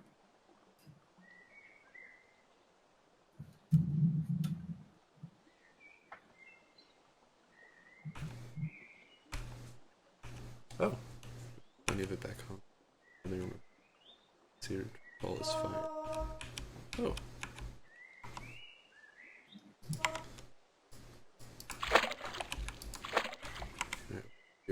Oil. Yeah, those Dante. Yeah, they're like abandonware now, so you can just kind of download them and use them. And their license was actually the CD that you bought. There's also a lot of sample packs for audio that are very cool. Yeah, I'm trying to. I can save here. I'm trying to decide which one to delete. This one's like 5 minutes in advance of this one. That's true. Shit. I don't think you need to go back to Suburbia. So. Well.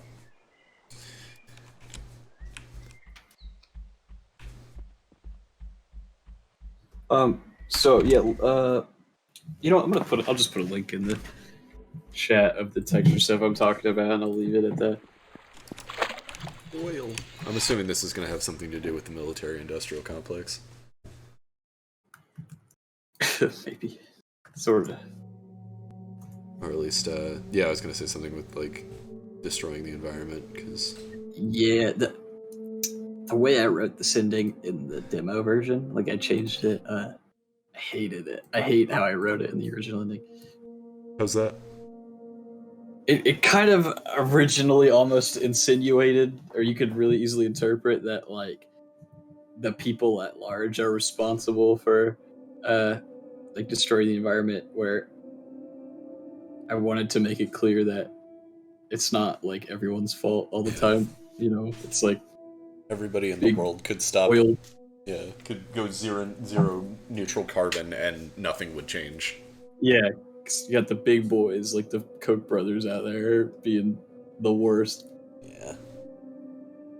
It's a real shame that, like, we as a society have kind of, like, come to it's sad that there's, like, so much pull where it's like, oh, if this is my fault, I can fix it, but then people will take on things that are, like, being taken advantage of by other people to, like, just, like, continue whatever they're doing. Yeah. Anyway, I didn't mean to go, oh, we live in a society, but... That's it. The ending kind of does that on its own. Yeah. I guess that's a big source of insecurity. I didn't want to come off as too preachy while also being honest, you know? Because, like, these endings are, like... I'm not just, like, trying to sound deep. They're, like, really things that I believe. And, I just didn't want it to come across that way, like I'm just being a preachy asshole. No, I honestly have a lot of the same fears with my game. My existence is impossible. His existence is impossible. Oh yeah, so that's like not an ending. There's a character in the nightmare world that you can just come across, and it gives you that. Oh, okay. So I think the last ending you have is the very stupid one that is very anti-speedrun that I was mentioning. Sorry, Memsy's eating a paper plate. Is anything on the paper plate? Huh? No, it was just she just found a paper plate on the floor and decided it was time to eat it, I guess. Weird dog. Alright. So you said there's like one ending left? Yeah, it's very stupid and completely RNG based, so you would never find it on your own. Oh, okay. I honestly really hate that I tied an achievement to it. I really wish I just kind of left it as like a super secret. Gotcha. Mouse is You saying... have to... What's up? For that ending, you have to be behind the church in Autumn area. Oh, okay. It's there's a random chance that something will spawn behind that church every time you enter the scene. Oh, okay. And you can cheese it by just like loading from the save menu over and over in that spot. Gotcha. I need to make plant growth.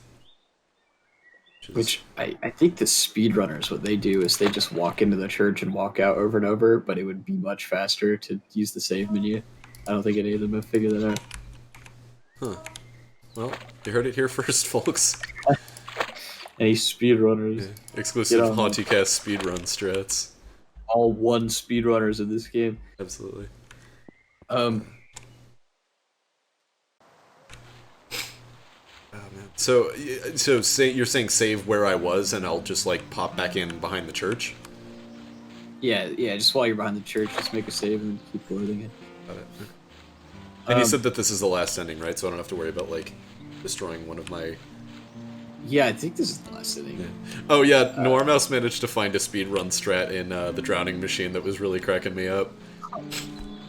I don't want to encourage people to start speedrunning that game, but the idea of people speedrunning the drowning machine is so funny to me. That's pretty funny. Yeah. It's just so ridiculous.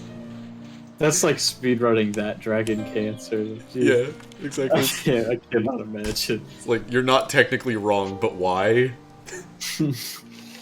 Which one of these should I... I think this is my most recent one, so screw it, that one. Okay, then what we're gonna do is we're gonna go save, load. This could either take a very short amount of time or a while. I saw somebody who it took like 30 minutes, which is insane because it really should not take that long. Well, I think it's something like a 1 in 7 chance or something. I don't know what I'm looking for, also. You'll see it. Don't worry. Right. It's very big and will take up most of the screen. Well, take care, Noir Mo. Yeah. Oh yeah, thanks for coming out. We might not be live for too much longer, but that's okay. Yeah, it should be. I think this is. I think we're nearing the end. Whoa! I just saw something weird flash on the screen. Oh, that's interesting. It'd be weird if there was like a save scum like dialogue here, where it's like every time you load, there's like a new piece of dialogue or something like that. Mr. Rossetti. Exactly. Yeah. Just have like an NPC where it's just like, hey, I see you've been loading and saving in the same spot a bunch. Are you okay? Oh, Michael. My YVM. I'll just call you that. Said that. Oh, there it is. Oh, there you go. 1 second. I thought you had to put the oil in the river to get this. Yeah, that was really funny. It turns out when you make something completely based on RNG, people start getting confirmation bias with things they've been doing. So on the Steam forums, some people were like, "Oh yeah, I got it by putting the oil in the river," and then it was there, and so people just picked up on that and thought that that's how you did it. Yeah. When it is entirely based on random chance. Yeah, it's really. I thought that was really funny. People were like theorizing on what causes it. Yeah, I honestly think it's cool that something you like. I can't wait till something that I make is like that big to the point where people are like theorizing about stuff. I'm really hoping that that's kind of the case with the. Yeah, should I interact with this, or will this just take me outside? Yeah, do that. It wasn't even really that big on launch. I really just think it was because it was such a mystery. Yeah. This game is incredibly vague in like an intriguing kind of way. Oh, Micah, hello. Micah just followed me. You can hop in the VC if you want, Micah. Yeah, you're more than welcome to. Yeah, I mean we're like almost done, but yeah, if you want to, you don't have to. Whoa. This ending is just the moon landing was fake. I'm gonna scream. That's right. I, Bryce Brewer, believe that the moon landing was fake. See, it was Stanley Kubrick. I'm going to take it one step further and insist that you, a guy born in, 1999... I was born in 2001. Oh, I'm old. It made the moon landing in 1969. Oh. So that's... the texture for this character, who, fun fact, is God, is actually Simone. That's what I figured. Because I put her face on the cover of the game, and then I added this area and ending last minute, and I was like, I kind of want to represent the cover in the game. Mm-hmm. So I was like, I'll add God in, and I'll use the cover of Simone's face. And people think that this is me, which is very embarrassing, because they think that I casted myself as God in my own game. And I hate that so much. God, that's hilarious. Yeah. I'm actually gonna have to. I'm gonna have to consult you on another Drowning Machine related thing, just because of this scene. Actually, I'm very curious. Okay. Just gonna, Lay Voice is just gonna toss God in there, you know. Yeah, that was basically it. I finished the game without this area, but then I wanted to stealth drop it at EEC3, so Amos told me, hey, you should just wait to release it for a couple months. And I was like, okay. And I was like, that's so much time. I gotta add more stuff in, right? So I just added this area in, and I really did not plan to have it in the game.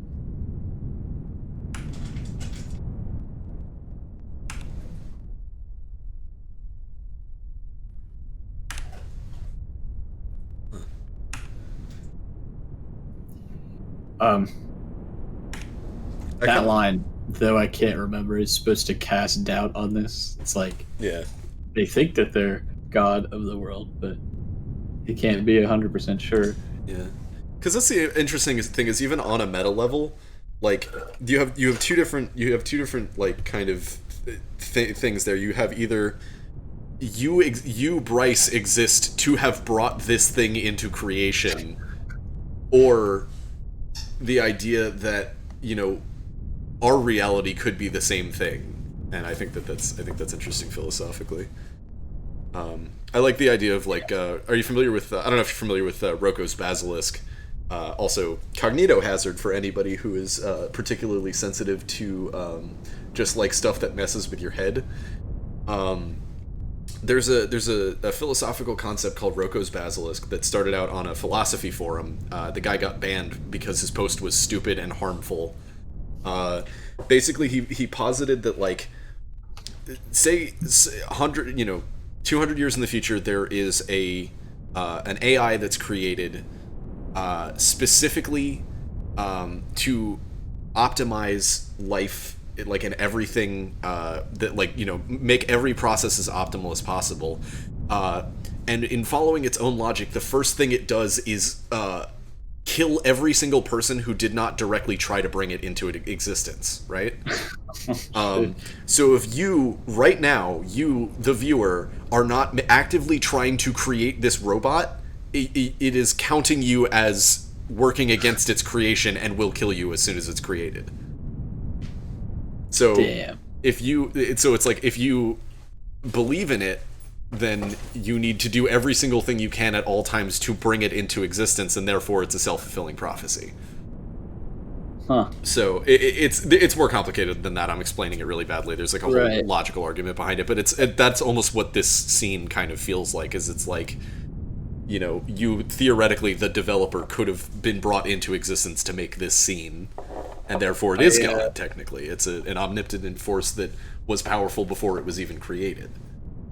I had not ever thought of this scene from that perspective. Yeah. Well, that's what we do here, I guess. It's interesting. Overanalyze indie games. That is a very interesting perspective. And it's a welcome change from, oh my god, I can't believe the developer put his own face as God in this game. What an ass. Oh man, and it's weird because it makes Simone like the Virgin Mary figure in all of it. It's like a weirdly apt metaphor, but that's cool. I'm glad I was able to provide some new perspective. Yeah, I got her permission before like putting her face in the game, of course, but it does, like, she feels weird about having her face on the cover of the game. Not necessarily in a bad way, just like it's just weird, you know? Oh, for sure. I mean, it's like, especially when you're not expecting something to take off and then it does, it's like, oh, whoa. Now this many people who have played this game have seen my face, and it's spooky. We actually had a friend commission her for photographs and use it for his brother's album. So her face is on an album cover out there. Oh, that's wicked. It's wild. Free will. That's cool.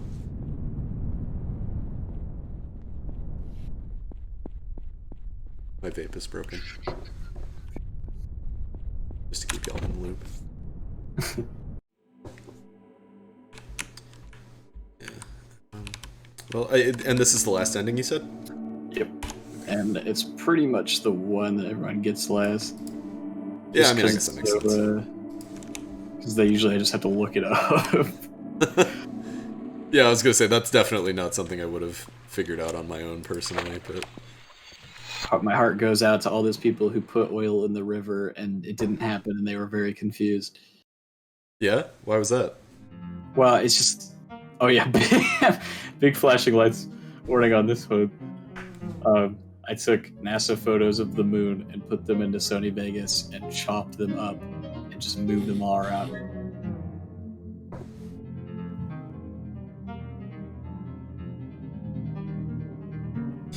Yeah, the idea of limited actors being given free will, I feel like, is such a fantastic premise for horror. Where it's like, you are fully self-aware, but you can only take certain actions inside of a limited space. Yeah, it'd be pretty terrible to live in the world of Fatum Betula, honestly. If I ever make the second game, this ending would be really interesting to explore, because basically that game is just you're experiencing the result of each of the endings, and this one would probably be one of the more interesting ones.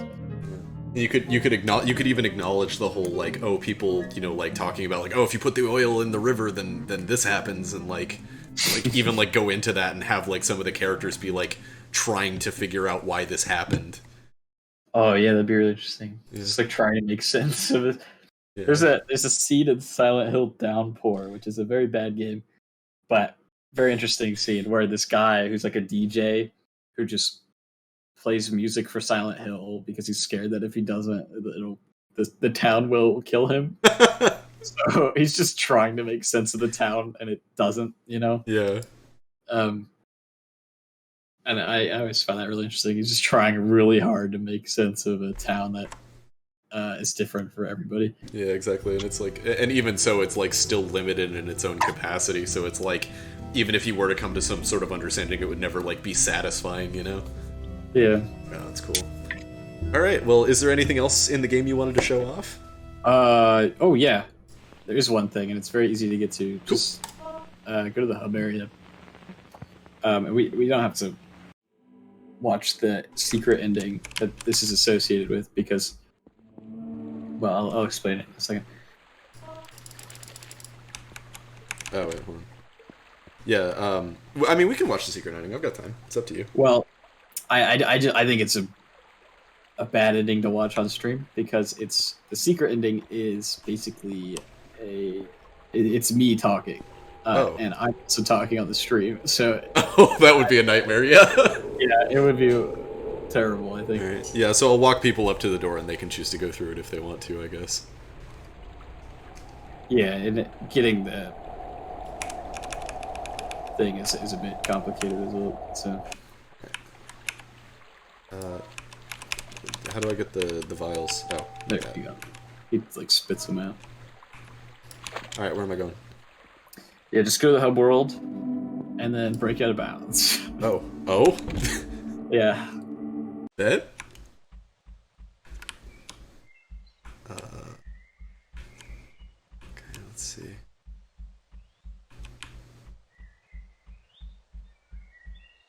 Oh, is it right here? Yeah, you just have to break out of bounds. There's a lot of places you can do it. It's actually very easy. Yeah. Most people just don't try. There's so Whoa. That one is funky. Yeah, it's got the warp and... Is this... Oh my god, is this the Unity editor? Yeah. This is a trip, dude. On the game. Oh, I thought that was Jonathan Bald for a second. So, this is the self-insert of me in the game, not the god head. It's like to make that clear. I am Cube. So, and that fucked up texture of my face is actually from a previous like small game I did that's on my itch. neat. This game, I didn't realize how like personal this game was. I thought it was very much like meant to be like austere and kind of stand on its own. But it's like the meta elements are honestly one of the most interesting parts, I think. Yeah, no, it's a very personal. It's like very heavily inspired by a lot of the art that I experienced as a kid that was really formative for me. Mm-hmm. You know, like the N64 Zeldas. I would explore my cousin's completed files of them because he like gave me the games, and so my experience with those games was just exploring the landscapes and just talking to all these interesting characters and seeing all these atmospheric areas. And those experiences like really are, you know, a big part of who I am as an artist today. So that's, I think, why this is like so personal, I guess. It's really neat. I would definitely like to go through this and just kind of like take a second look at it, knowing like what I know now, because this is super duper interesting. Also, people in the audience are pointing out that you have a dark theme on for Unity. That's a very important distinction. I do. Yeah, I have Unity Plus to use the collab feature as like a version control. So, although I think they made dark theme actually free, didn't they? Yeah, that's like a recent thing though. That's pretty cool. Yeah, thank goodness. It's like murder on the eyes with the default. It really is. Yeah. All right. So is there anything else you wanted to show off? Just talk to the cube. Oh, okay. I wasn't sure if this was like the thing that you wanted to, like the thing with you talking. The one who made the game. Probably thought you broke it back there. Anyway, I just thought I would have some thoughts. You've enjoyed the game, but if you didn't, that's okay. I did. But Simone did a great job on the music, though. She did. Oh yeah, I'm gonna post that. Since Her is band, writing, yeah. it's probably pretty sloppy. It's for a lot of themes, but it's just an excuse to make some more words. This here is really important to me, so that's why I came first. I don't know who is reading this every day as well. It's good. I'm having a good day. Glad. Unless you're a racist or some shit. Yeah, I'm definitely not a racist. That's good to hear. I'm glad you're not a racist. I'm not a racist. Tip for you: you should edit your save file. What? Self liquid named Secret. That be prepared for some spoilers. All right, that's enough of me. Talk to my butt over there, and I'll let you out. So, we're doing that. Oh my God, there he is. That's my boy. The man himself. God damn it. So, we're not doing the secret ending on stream. Right? You could do that on your own time if you want to. Though. Yeah, absolutely. All right, so yeah, go and edit your file. Give yourself a liquid called Secret. I'm sure it'll be worth your time. And you can actually get that ending on the Switch version too. I haven't seen anybody who's done it, but there's like a secret code you input after getting all the endings, and Baltaro Games tweeted out that code at some point. I didn't make the Switch port, so I don't actually know exactly how you do it, but there's a way to. Oh, also go buy Fatum Betula on Switch. It's available now, and it's as you can see, it's very, very good. So. Yeah, Simone actually noted that it feels a lot cozier on Switch. It's like really nice, apparently, to like get up in your bed and just play it. Huh. I have been told. I'll have to check it out. I own it on Switch. I actually bought it on Switch first, forgetting that we were going to play it on stream. So I also bought it on Switch. I didn't have to, but I did just because I didn't want to wait. Amazing. All right. So I think that about wraps it up on Fatum Betula. Thank you so much for coming on. Is there anything you wanted to finish out the stream talking about? Promote potentially, anything like that? Well, I'm working on 2 games right now, so follow me on Twitter if you want to hear about those, especially if you like survival horror and or the N64 Zelda games. Yeah, I don't know what else to talk about. All good. All right. Well, thank you so much for coming on. This was a really fascinating experience. I feel like this game in particular is one that absolutely needed developer commentary, and like I feel like I feel like the game, I enjoyed the game more just because I was like able to figure out what you were thinking while we played it. So, thank you so much for coming on. This was an absolute joy. Yeah, thank you all for coming out. I think we're actually going to close off the stream with this. Thank you so much for coming. Just a couple of things before we close out. I wanted to let y'all know that I actually hold on, I'm gonna close out of the game. I was just featured today actually in Miziz's new for developers video. So definitely go and give that a watch. I will post a link in the chat. Trash rabbit. That's me. But yeah, so go give that a watch. Go give Mrs. a follow on Twitter, which you definitely already are. He's really talented. I actually did a podcast with Mrs. Ziz. Nobody can pronounce it. It's okay. Hey, Dexter, thank you for the follow. You can check that if you want to. Yeah, absolutely. And go follow me on Twitter for updates on my game, The Drowning Machine. It is a work in progress. It was also featured on the demo disc. I'm currently working on Movement 1, which is gearing up to be the scariest one yet, and I'm very excited about it. Go check out Aiden's Itch and play the Freddy Freaker game. Oh God, please don't. Oh please, please. I'm gonna give y'all a little bit of background lore on myself as a person. This was the first game I ever made. We were talking about this while we were playing P, but I do actually have an active licensing deal with the guy who created Freddy Freaker. And I went back and played this game the other day because I literally made this game, like I published it 6 months after picking up an engine for the first time, and it is garbage. Like it's a nightmare. When I launched it, the day I launched it, I did not realize that the way to change the brightness in Unreal is to use a console command rather than recalculating the scene lighting on tick. So that was the launch build, was the game essentially nuking people's computers, but it is a survival game. It's a mess. I do not recommend playing it, but if you must, you must. Yeah, RTX on. Oh my god. Drowning Machine Freddy Freaker bundle, yes, please, God, that would be a nightmare. Out my Itch, and yeah, absolutely. Me and Aiden have games in the DreadX collections 2 and 3. So I don't know.